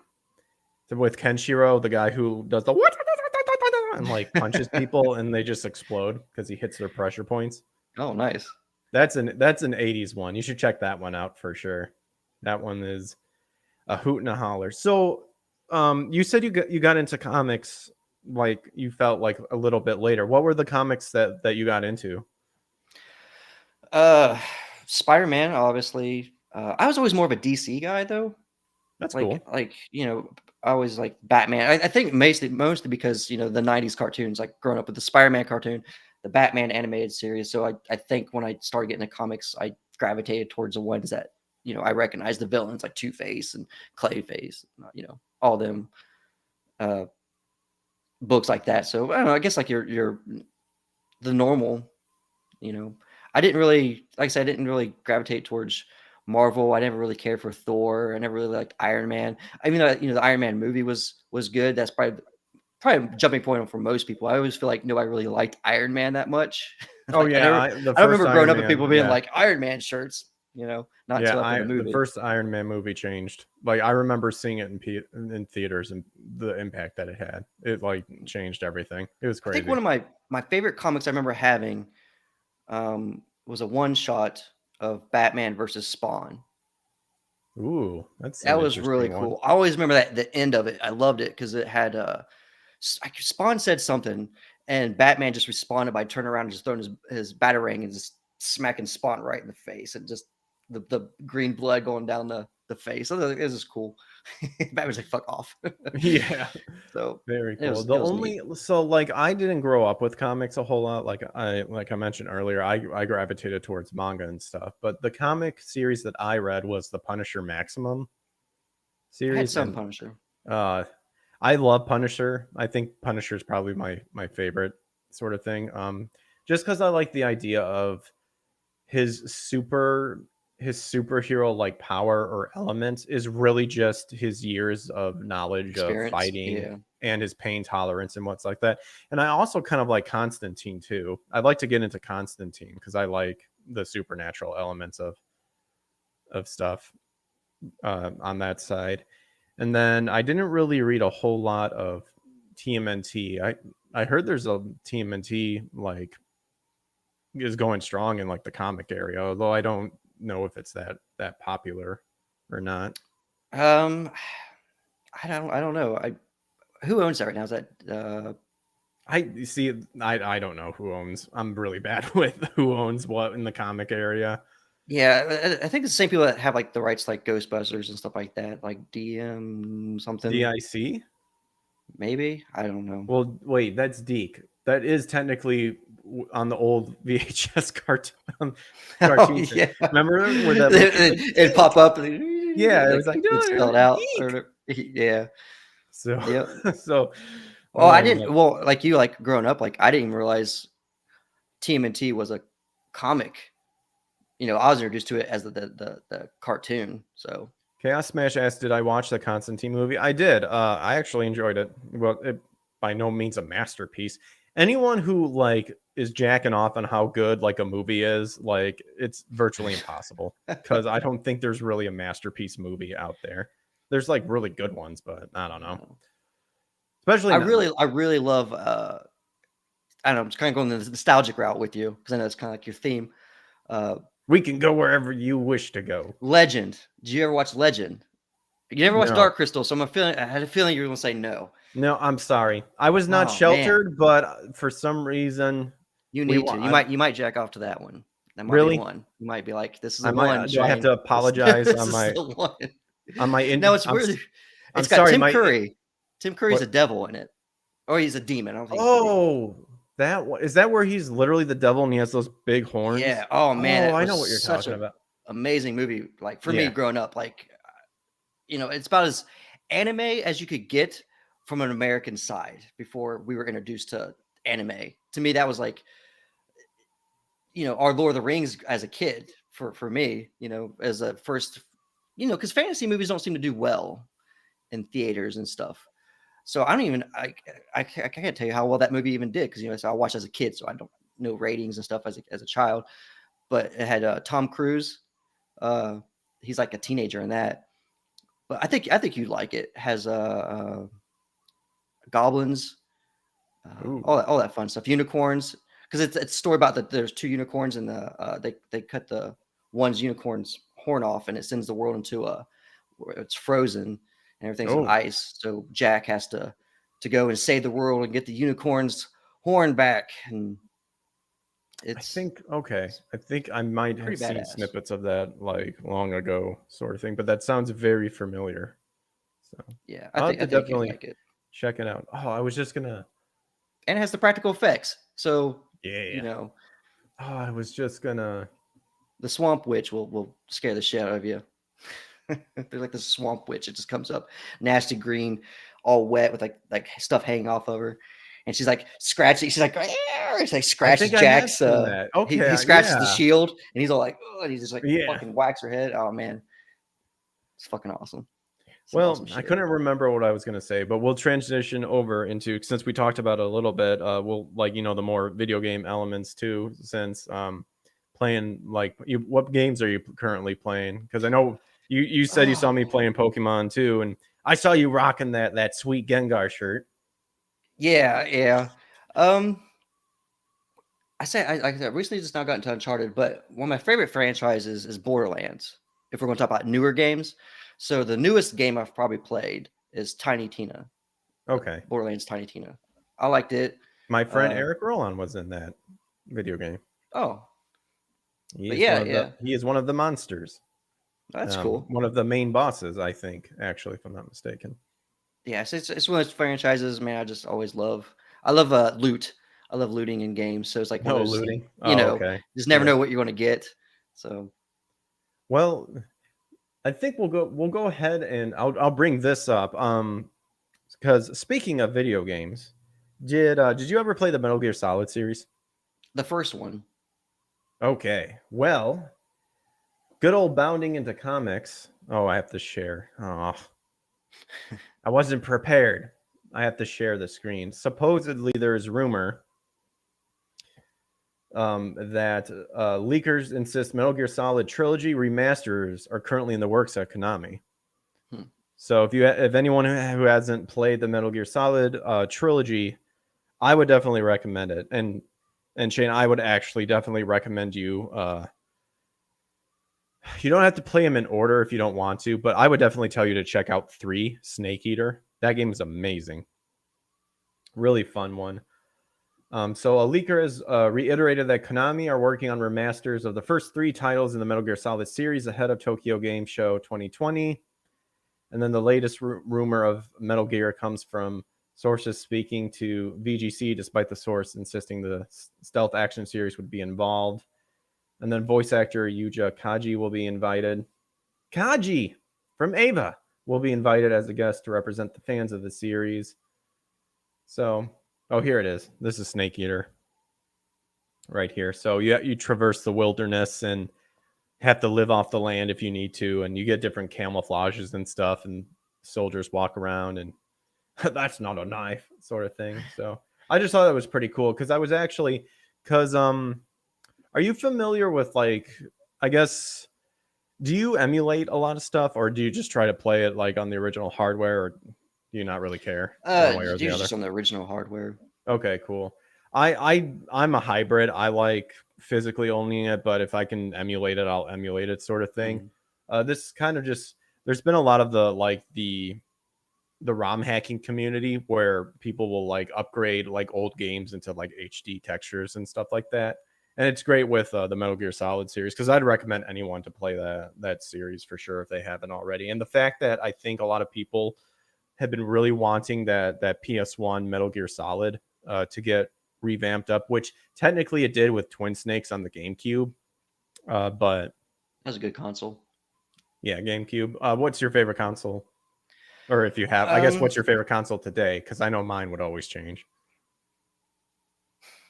I mean, I guess for me, I always have to take it back to, I love the original PlayStation and the original 64, but it's kind of like one of those nostalgic things, I think, because my thing was on the weekends, school's out. I grew up on, 9.5 acres of land. So what we did on the weekends is we'd spend, my buddy John Cunningham would come over, and me, him, and my brother would spend literally the entire day playing Mario Kart and GoldenEye. Oh, that was our thing. We would play, Mario Kart love until our eyes were about to fucking like vomit, dude, and then we'd GoldenEye. switch over to GoldenEye, and then we'd spend the night playing night tag out in the woods. So Oh, that's nice. how I There you spent like go. every weekend for a long time. So that I think it was like the nostalgic of those weekends for me. I just love the 64. It was just Dude, it's because Golden. back in the day you actually had to get people together. And original Halo, I loved playing Halo. That was another one. Like once Xbox hit, we stopped playing the Mario Kart and the GoldenEye and started playing Halo. And we was those people too. Like I don't know if you remember the levels in Halo. If you ever played the original one. Oh yeah. I There was mean, I didn't grow up with it, but I played it enough, like with my friends. there's like a level where the two sides of the buildings were separated and they had floors like 2, 3, and 4 or whatever. Mhm. And if you ever got sniped or something from the other side, you're like, quit fucking looking at my screen. I know you're fucking looking at my screen. You Oh always had those yeah. arguments. And it was always easy when one of them's your brother and you can just punch him in the arm. Like, stop fucking looking at my screen. I know you didn't see me over there. But he's like, I did. Believe it Or or not, unplugging. I was a dick to my brother. I remember like playing like you the Mortal older or the Kombat. younger? The older. I figured, but Yeah, played Super it. NES, played like Mortal Kombat, and you always had those matches like right at the end before you're supposed to go to sleep. Your parents were like, "You guys need to be in bed," so we always had those like who's the champion matches, and I always unplug his fucking controller. Oh, you dick! You're one of those guys. I'd be like, oh, boop. Oh, Beat him like later, fucker. Shut the door. He's like, ah. Local Yeah, co-op I is was being one of those scrapped dudes. from Halo Infinite. Yeah. Halo. I think the last like Halo game I really enjoyed was Halo 3. Yeah, a lot. Some of my friends who are like hardcore like Halo people and stuff like that, they're pissed off with the what is it 343 or something like that. They're tired of it, sort of thing. So when people, yeah, when my friends were playing Halo, I was playing Gears of War. Now, see, I owned a PlayStation. My brother had the 64. So as far as playing games like without people, I was playing Final Fantasy 7 and stuff like that. Yeah, Great what Fencer was? Do you Musashi. remember? Was that your first console? My first console was the Nintendo. Oh no, yeah, my first console was Nintendo. Yeah. Yeah, I had a Nintendo, and then sadly, once that broke, we didn't know what to do, so we sold all the stuff, and now it's like, man, I wish I would have kept my old stuff, but I still Yeah. had my Sega Genesis. We didn't get the Super Nintendo. We got the Sega Genesis, but we had a friend who had the Super Nintendo. We would always swap systems every time we would. Every now it was like every 2 weeks when we went to church. It was like, here's the system. Okay, cool, and then we would go play Very Superstar. trustworthy friend. Yeah. Oh yeah. I mean, yeah, we were fine. Although never really kept touch. It was one of those friends.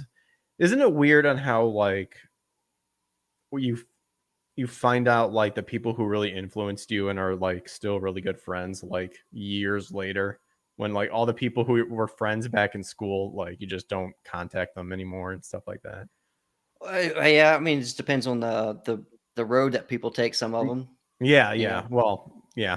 That was a rather generic statement, but I was kind of reminiscing about that. It's like, man, because it Like, was like, yeah, how's we that would, guy doing? I wonder. yeah, we were like, yeah, how is he doing, sort of thing.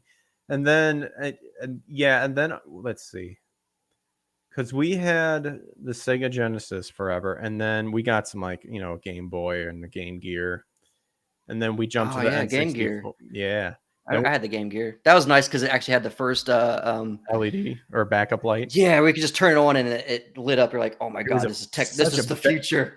yeah, it was such a battery eater though. Oh my gosh, Yeah, unless but you man, compared to like having to carry around your Game Boy and you had to put the light on, I remember it still being in the back of like the car, and like even with that light on and the magnifying glass, you're still like, I can't Oh see yeah. shit. Oh man, that was insane. Oh my goodness, good times, good times. And then we had N64, which, funny enough, you mentioned GoldenEye. Like GoldenEye is actually still one of, like, probably my favorite Bond film. I loved GoldenEye. Pierce Brosnan, man, like that was probably the best Bond for me as well. Maybe it's because of the age thing. I don't know, Well, I but think, well, especially with GoldenEye, because funny enough, I don't know why, I just went on a tangent of like just reading behind the scenes of the making of GoldenEye and stuff like that, and they really wanted to bring that back, that cold Bond that could still kick ass and stuff like that, and that's why they, and they believe Pierce could bring that sort of thing, and it was like, yeah, those were like, yeah, like I love that movie too, and of course Sean Bean in there as well, yeah, so. yeah, And of course he dies, so alas, yeah. the kill count never ends for that man.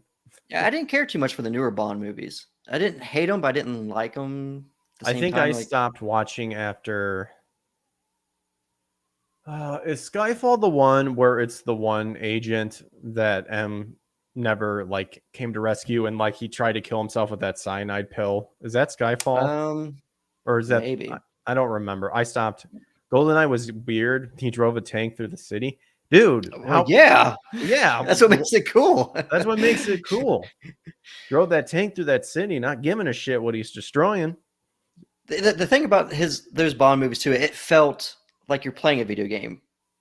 You know, like that's what would happen in a video game. That's why like it appealed to me at that age. I'm like, the main character driving, I the liked tank through. what I liked about that one too, especially with Alec Trevelyan, Sean Bean's character, is he was like one of those rare villains where, and Bond even makes fun of him by calling him a petty thief at the end, but like his main goal was like, I'm not gonna like hijack a weapon to like hold something hot. Like, well, let me rephrase that. I'm not going to like destroy something or take over the world or do this and stuff.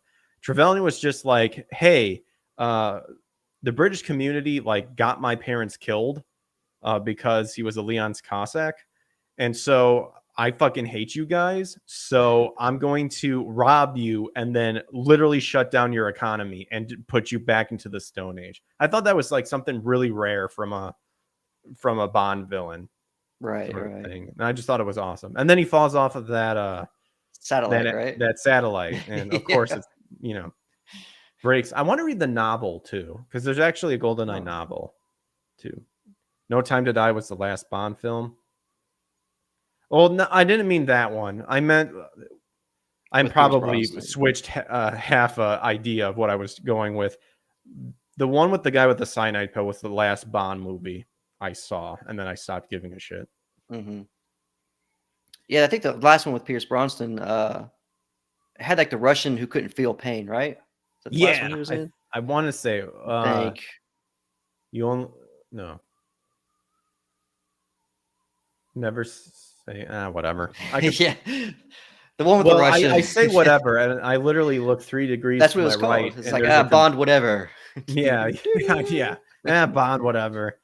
But funny enough, it's like I look 3 degrees to my right, and I could easily just look it up, but I'm Oh, lazy. I see you have a Boondock Saints poster back there. Oh, dude, one of my top Yeah, I favorite. used to watch that. There you go. That's One one of you my. almost can jack off to. Oh yeah, That's almost a perfect film. I mean, I watched the shit out of that. I even like the true, second very one. true. I just think people like when they're like it's the perfect film. I'm like, well, I'm sure there's some stuff about it, sort of thing. I love the Boondock Saints. Do you like Boondock Saints? Oh yeah, yeah. What'd you think of the second one? Yeah, I actually thought it was pretty good. I I mean, thought is it it as was good as pretty the good. first one? Definitely not. But Yeah, I think it's kind of like with that Rocky situation where if you ever heard of Stallone's story of how he was able to make Rocky and stuff like that, it's kind of like the same way where it was like limited budget. They didn't even want to cast Stallone. He kept insisting, no, he didn't want to sell it off. And it's like, okay, here's the deal. You only have X amount of days or X amount of months to make this movie. And if you don't finish it, you're screwed. You're broke. mm, And he did that. And dude, Rocky was just incredible. I think it's because I know the Boondock Saints had a limited amount too, and there was like a weird distribution thing and all that stuff. But then it like just blew up because of home video and stuff like that. But yeah, yeah, love the Boondock Saints. Well, it's cool because it also has like a mysterious thing behind it, like they kind of got like a power of God, but it doesn't go into like crazy detail and all that. You just kind of go with it. You're like, all right. It reminds me of pretty much Constantine, because Constantine's supposed power is being able to smooth talk and luck. And Yeah. I think with the McMurray brothers, or is it McMurphy? I don't know. I say I'm a big Boondock Saints fan, and I don't even know the last names of the two. Yeah, like I said, I'm terrible with names, so Yeah. But with the brothers, it's that same way. They're influenced by, and especially with Willem Dafoe in there, always being badass. yeah. But when I he's think his like, best role. I mean, I know everybody likes him because of the Goblin, but him as the detective. oh yeah, Like when he puts the agent. headset on and he's just kind of doing that, and I don't know, just the imagery and just some of the the shots that they did for that movie. Like when they fall from the ceiling, they're all getting tied up in the rope and they're just Yeah. fighting up in the air duct or whatever, and they just fall down and just. And let's It's crazy, but it's awesome. And let's not forget, there was a firefight. Yes. I actually have a bunch of Boondocks Saint videos lined up. Well, you know what they say. People in glass houses sink ships. My favorite's when he like freaks out about pneumonia. They use pneumonia. They used ammonia. None of this is any good. Fuck! I love how he just freaks out. And then, oh, dude, so many. And of course, the best scene ever.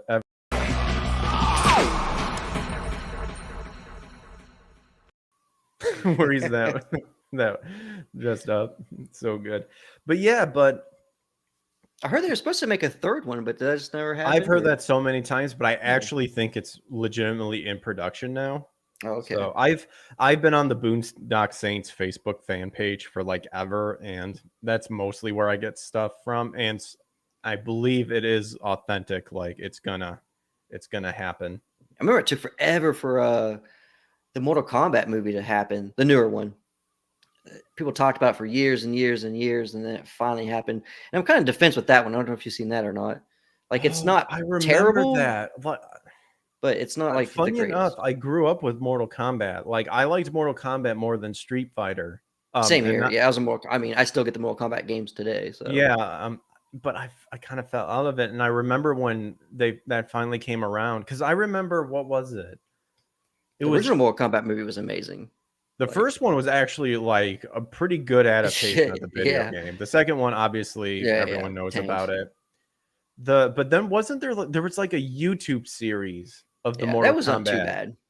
Yeah. And then there was I just never went out of my way to watch The new it. one would have been better if they didn't create like just some random character for the main character. I don't know. He felt out of place. I'm like, you have a whole list of characters and you make somebody up for just the movie. I don't know if that was supposed to make us feel like that was supposed to be us, the player, or something in a way, but I just didn't really care for that. Is Noob Saibot in there? I always loved a Noob Saibot. I don't think Noob was in there. No. Cabal was. Oh. So it's kind of cool seeing Cabal. Raiden looked pretty neat. Reptile was in the first movie, but was there another adaptation of Reptile? Yes. Reptile was in it. Of course, they went with more I don't know if you follow the games, but he gets more and more reptilian as the games went on. Yeah, I remember. He's got kind of more of that. I was gonna say, but wasn't that part so awesome where Liu Kang throws him into the statue and he morphs into Reptile, and you actually hear him go Reptile. Yeah. Plus, that soundtrack was actually pretty good too. I still listen to the Mortal Kombat. The casting for that was amazing back then. Like Johnny Cage. Oh, dude, I love that actor. I still remember being so pissed off when that second one came out, and it opens up with all of them stand there, and Johnny Cage runs up and just gets his fucking like neck snapped. I'm like, yeah, and then we were supposed to like that. Yeah, and then like that pillar raises, and he's just lying on there. Everyone changed except Robin Tao, I think, is the guy who plays Liu Kang. Yeah, he was the same, and the person Sonya played Blade. Sonya Blade was still in there. Raiden changed. It wasn't the same. No, I Raiden. think Sonya changed too. I think Katana stayed the same. Or Katana. Yeah. Sorry, Yeah. not Sonya. Then everyone changed, and because funny enough, the Sonya Blade from the original movie, I think that's the wife of Pete Sampras, the tennis player, if I Oh. remember. Weird fun Interesting. fact for you, if anyone out there wants to know about it. Oh my goodness. Oh my goodness, indeed. So, since we were talking about Pokemon, are you a big Pokemon person? I'm like in between. Like, I'll fall out of it. I'll get into it, fall out of it. I Yeah. actually like I like to see one of those people. I did like the Pokemon detective movie. I don't know if Oh, you. I thought Detective Pikachu was Yeah. actually awesome. I Yeah, think I thought I was going to hate it. I was like, oh, they make Pikachu talk. I'm like, how's this going to work? Ryan Reynolds. But then the story, you're like, actually, that's pretty clever. Now, I yeah. heard they're going to do a second one. I don't know how you're going to do a second one if he's I not in the body of that Pikachu now yeah, or whatever. So true. I want to say it's probably on. He's probably going to be more obviously the human side of stuff. I think they're probably just take it to another region, and we might actually just see actual Pokemon battles, because really there wasn't any true battles except the underfighting area sort of thing. Which, have you seen the new Sonic movie? Because I personally think Detective Pikachu is probably the best adaptation of a video game. Yes. Movie. I didn't mind the first Sonic. I actually think it's pretty good for what it is.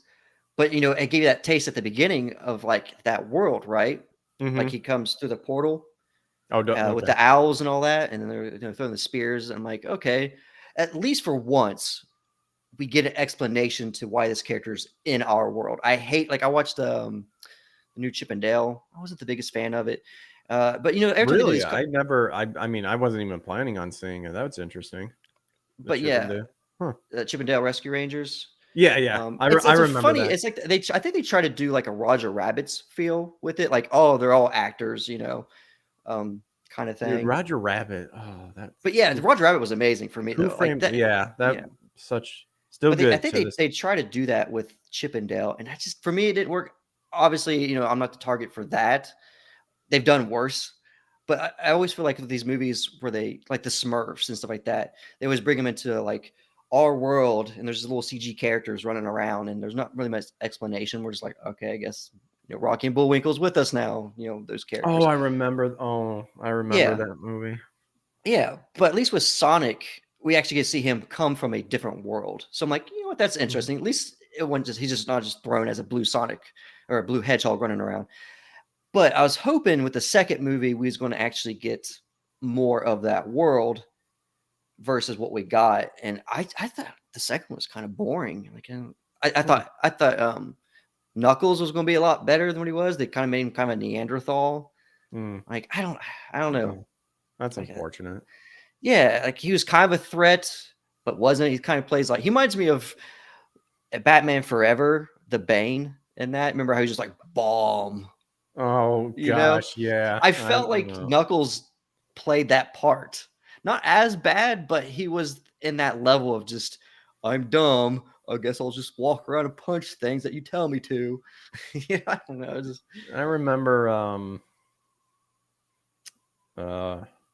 remember the big Taco Bell thing since you brought up the Bane from Batman and Robin. Remember the big Taco Bell thing where you had the cups and you would kind of rip off like the stickers that on it, and you had to get like 3 of the same characters and you would win a prize, sort of like that.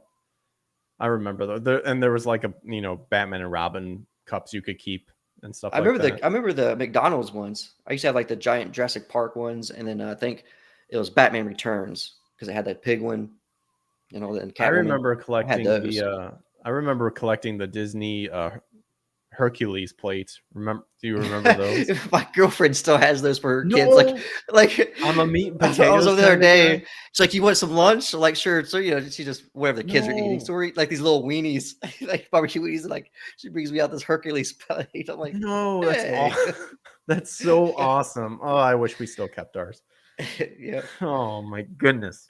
There's I used to have the Teenage Mutant Ninja Turtle cups. I wish I still had those. Oh, dude.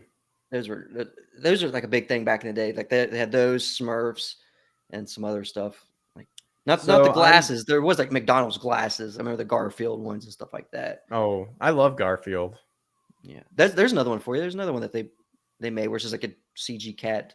But at Yeah, least that's a not that. little that's a little bit more forgiving. That's pretty funny though, because Bill Murray voiced Garfield, and then in the real Ghostbusters cartoon, uh, Lorenzo Music, who voiced Garfield, voiced Peter Bateman. So funny at that. Also funny about that one because Bill Murray only said yes because he thought it was written by he thought it was just written by someone else, but he got it wrong. And he's Oh. usually one where it's like, "What's the script about?" He has to read it, or else it's like, "No," or something like that. Oh man. I was gonna ask you. I People are making fun of me about enjoying Dragon Ball Evolution. So here's something for you. Do you like the Super Mario Brothers movie? Oh my god! You know what? Because I do. It's one of those things. Like I think it's that nostalgia feel. Like I can watch it. It's just one of those things you grew up with. Was it perfect? Hell no. Like I mean, if it came out today and we saw that, we'd be like this, we'd be fucking ranting about that movie. But the fact I grew up on it, yeah, it's one of those like guilty pleasures. I think. You I know? actually enjoy it too. So a lot of people don't like it. Trust the fungus. Yeah. And now Trust. they're supposed to be doing a new one of that, but I don't Yeah, know what is it? exactly what's going on with it. Chris Pratt's Mario, and no, Chris Pratt's Luigi Oh, is it okay? or something like that. Yeah, there was like a big fiasco or something But about it. is it live action? Do you know, No, or I is it think supposed to be animation? it's all 3D animation. Oh, okay. The Street Fighter movie is a great movie. A live action Yeah. Street Fighter. I I don't know if I ever actually watched that like completely through. I always seemed to catch that on TV when I was a kid. Like I was That's just see something parts I of it. always remember too, is like a lot of my movies I only remember seeing bits and parts of it, but then it's like that weird thing where someone explains about the movie that you're like, I'm pretty sure I never saw, but you know exactly what they're talking about. It's Yeah. like your mind just knew what the movie was envisioning and then just fills in the blanks in your Mhm. mind. So weird. Yeah. Cheese all He-Man around. movie. He-Man movie is another one. It's a kind of a guilty That one pleasure. I did not watch. I Yeah. did watch a little bit of the cartoons of He-Man. I did not like fully watch it. He-Man was going out when I was growing up. It was more Is that like the one with Dolph Lundgren? yeah. Nice. Yeah. I wasn't the biggest fan of He-Man. I didn't hate it or anything. It's just Mhm. it was kind of about 7 years above me. Like those kids were into it. So by the time my brain was really, you know, soaking in the cartoons and stuff, that was something like the TMNTs and stuff like that was Here's a around. weird one for you. And I will admit, I used to watch it. Did you see the Care Bears?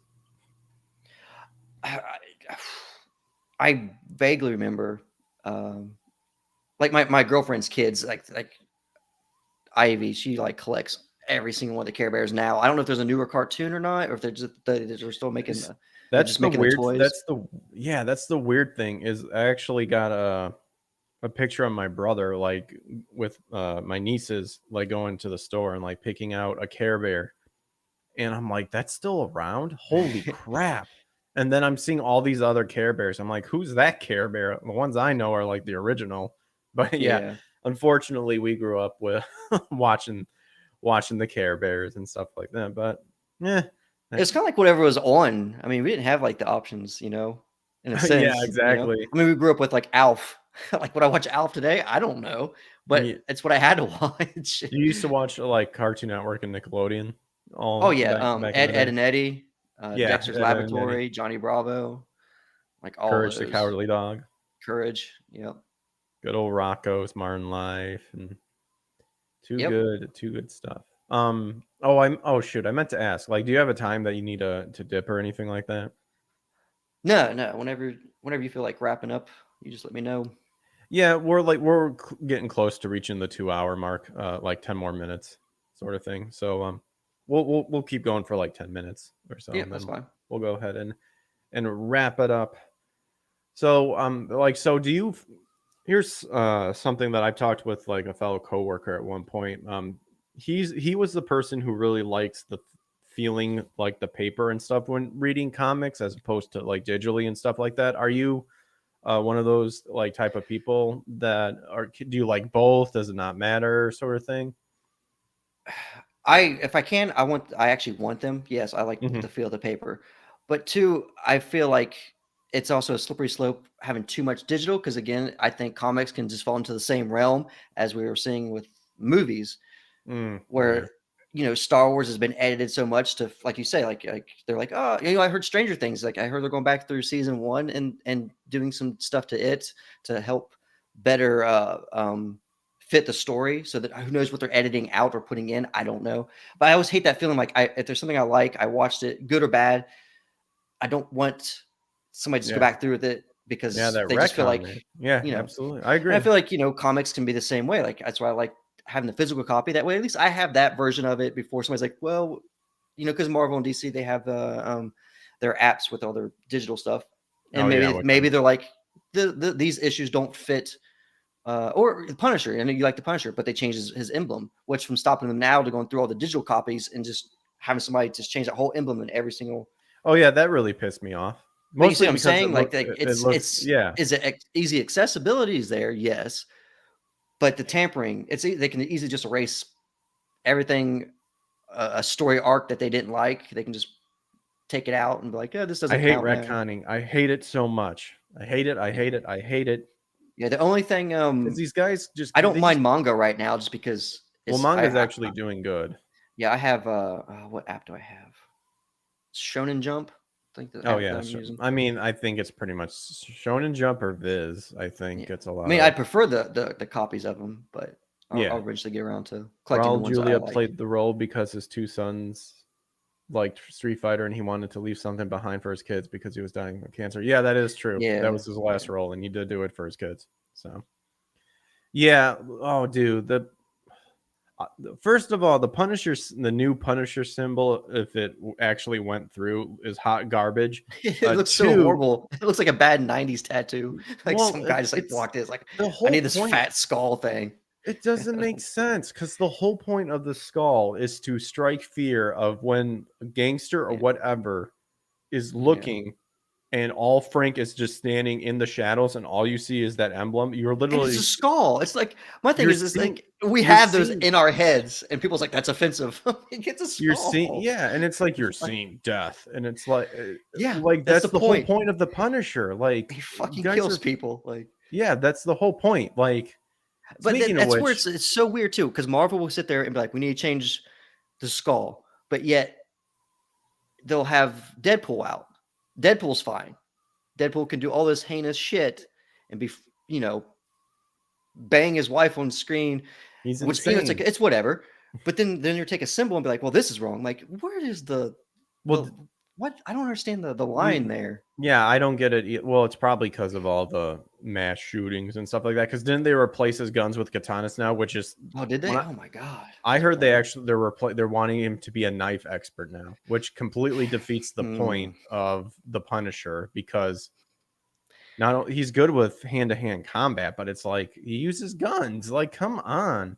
The skull is offensive, then let's remove them from our heads. I know, right? Yeah.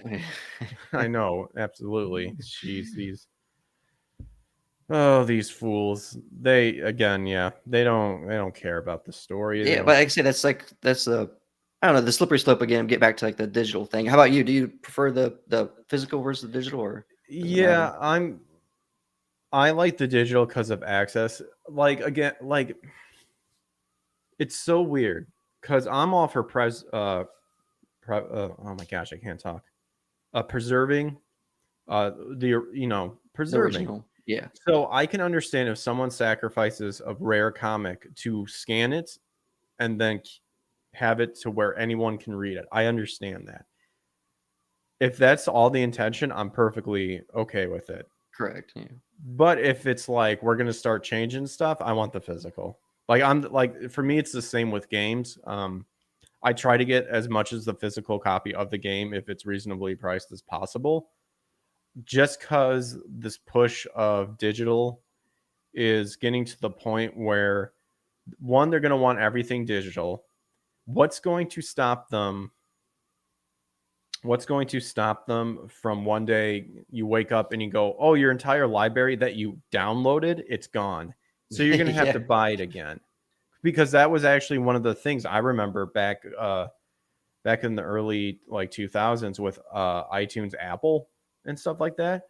You do not own the song. You are renting the song for an Hmm. indefinite amount of time. And what's to stop Same the thing with the companies? games. Yeah, Yep. it's the same with games. What's to stop the company from one day going, "Hey, we can't find your purchases, so sorry, you're gonna have to buy it again because it's out of the warranty." But you can go ahead and buy our subscription and play all the games. And it's like, well, Yeah. you're remastering everything. Do you hear about the Spider-Man remaster, like the new Marvel Spider-Man? Mm-mm. There was a big so it was a really good game. They're remastering it for the PS5. So they're upgrading it from an original Peter Parker look to Tom Holland, which I'm like, come Oh. on. But in the game, there at points, you're going to be passing a flag and stuff. So from the original to this remastered, they replaced it with an LGBTQ flag. Someone in the mod community went back and made a mod to change that flag back to an American flag. And everyone got butthurt over it, and that guy and the mod got removed, or the mod got removed from the modding website, and the user got banned for hate speech or whatever. Mm. For hate speech, all we do is change it back. It's like, Well, I people don't know. already downloaded the mod, so they're just distributing it. And they're like, "Yeah, we don't Yeah. tolerate that stuff here." And it's like, first of all, you guys are fucking pussies, because the mod community really should not be limited to anything, really. Obviously, Yeah, because yeah. someone It's just a mod. For one, Well, it's yeah, not like it's and plus it's like, unfortunately, I've seen like source film. I've seen, we've all, well, maybe not all, but they're, the adult like source filmmaker stuff of people making, you know, chicks doing bangable things and stuff like that. Like it's exists out there. Someone's gonna figure out how to rip it out of the game. right, Like, you right. guys are insane. Anger on the It's Red weird how Angel much. says, Oh, sorry. "What's Go up?" ahead. Go ahead. Sorry. I'm just saying they changed the skull because comp military and the right adopted it. Yeah, that is another reason too. All the more reason on how retarded it is, because There's so like, much remasters of games right now. That's one thing I think is gonna. I didn't jump on the PS5 because there's nothing out. Like everything's just being well, remastered or remade. I'm like, the only reason I would want a PS5 is because my I guess current generation collection is mostly PS4 games, and if you could get the physical disc reading one, it's backwards compatible with PS4 games. oh, that's good. Yeah. So that's the only reason I would want it. But Still waiting for like a new Elder Scrolls, then I might jump I until that actually comes played out. Skyrim not too long ago, finally. I don't really think it's as good as Oblivion and Morrowind. I think Morrowind was definitely one of the better ones.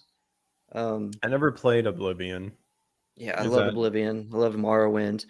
Morrowind? I've Skyrim's heard of not that. bad, but I just didn't feel myself like going back through and caring to keep replaying Skyrim. Like I felt like once I like kill the dragon and shit, I was like, whatever. Well, that was Like the doing thing, like, because I had people when I was streaming it, I had people who like Skyrim. They're like, "You can do all this stuff," and I'm just like, "Well, I wanted. What's the main story? Like, let me play the main story," and I did. And then it's like you don't really get a credits, like a ending credit scroll. It's like once you beat it, it's like now you can do all these side missions. I'm like, no, I don't have time to do that. Like, my list of gaming is far down. Like, it it's never called get, ends. it's called It getting seems like it old. never ends. What's up? It's called getting old. I look at these games like Cyberpunk. I'm like, I don't got time for that shit. I Give me do want to play Spyro. Cyberpunk, I but could yeah. play like 2 levels and go to bed. Oh, I was gonna. Let's see. Oh yeah, that's right. You mentioned Skyrim. Did you ever play the game Baldur's Gate? Yes, there's Baldur's Gate 1 and 2. Yeah, I I actually picked love up that. they remastered it. Again, another remaster, but Yeah, for enhanced PS4. edition. I still haven't actually played the remastered version, but yeah, Oh, I I played the shit out of played those. the crap out of Baldur's Gate. I loved Baldur's Gate. Yep. You hear what they're? Do you hear that with Dungeons and Dragons that they're combining it all together? Like they're taking all like good aspects from different editions and all that stuff, and adding a bunch more to it, and they're trying to put it all into one thing called Dungeons and Dragons one, I think, or something like that, and then from there they can just keep upgrading it. There's people Like the already bitching books about or games? The books or like the games? the books. Oh, okay. Like 5e, like currently there's 5e. They're trying to like consolidate everything into one thing, and then they can just keep upgrading that one thing as opposed to like a bunch of stuff. Long story short, there's already people bitching about it and how racist it is. Oh, really? Oh yeah, like Which is they're kind of weird. Like you can kind of like just do whatever you want on D&D. I mean, I know there's like set, like well, they were characters and complaining like like villains and orcs stuff are like like that. poorly like misrepresented and stuff like that because Were they of doing course that with Lord these of are the the Rings? people that says that they're the tolerant folk, but then when they see orcs they think of an oppressed black man or Yeah, I thought something that came like from the that. Lord of the Rings, right? What's up? Didn't that come from like Lord of the Rings? Like they were I actually that topic came up. when I read that article and I I'm sorry, what were you saying? What were The you asking? where they're comparing blacks to the orcs. Didn't that come up? Wasn't that like a Lord of the Rings thing Yeah, that they were yeah. saying Okay, that's what originally? I thought. That's what I thought you said. Yeah. I actually went and like looked up where the origin of orcs come from. I don't know where these people are like combining race into this because it's not even close to what they're claiming about. In fact, when I read about the origins of orc, they said a lot of it came from like what you said from J.R.R. Tolkien. It's like these Yeah. people have nothing better to do than to complain. Well, we have reached the 2 hour marks, and man, Shane, it was a great talk. Great talk. Yeah, man.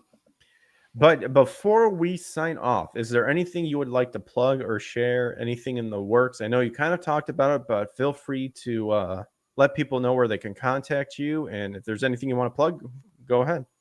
Yeah, just you can find King Toad, either myself, Shane Mess, or John Joseph Ball, on Twitter, Facebook, YouTube. I say we got Swarm mailing list up, so it's in the works. We got about 15 pages left to be penciled. It's already started coloring. Also, Death.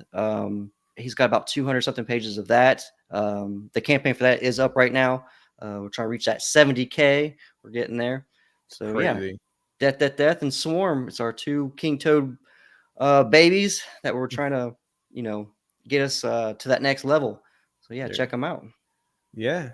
Yeah. Awesome stuff. Awesome stuff, you guys. And again, this is an example. Shane and Joe and Eric July and all the Yellow Flash and all that stuff.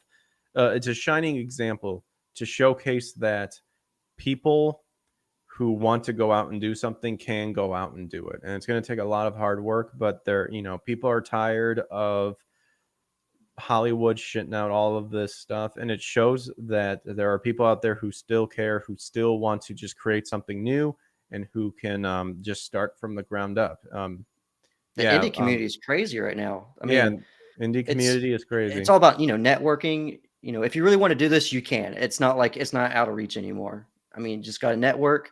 Mm-hmm. Treat people like people. You know, Yep. next thing you know, you can be a comic book creator or movie creator, whatever you want to create. The community and the accessibility. There's people that went to college for this stuff that aren't getting hired, so they're like, what the hell do I do? Well, we band together and we fucking create it. That's what we do. Yeah. You don't need Marvel or DC or whatever Mhm. big movie company to tell you this is the list of shit you have to be like or need to be or what you need. Like, no, I'll go just find the people that you turn down, Mhm. and we'll just bind, our abilities and our networking and create shit. Excellent. know? Very well put. And it's so special about the indie community and just this community in general is that you, me, everyone else participates in one way, shape, or form. That's why, things like live streaming is so special. It's literally every show is organic because the people, can be involved into it, whether, it's through like comments, donations, or whatever, what have you. But yeah, Shane, you said it beautifully. Like we're in a golden era where we can come together and just say, no, you guys have failed so many times. We're going to be doing our own stuff too. So, Yep. well, Shane, it was awesome talking with you. You're definitely going to be coming back, so I'm always down. And it was great to meet you, even though we met at Anime Matsuri, but never really talked. So it was awesome finally to sit down and just hear about your life and hear about the works that you're doing. Appreciate it, man. Thanks for having me. Yeah, absolutely, no problem. But we'll be signing off here, and I actually want to, before you dip, Shane, I want to share something with you. So till then, adios, you guys. Catch you guys on the flip side. Take care.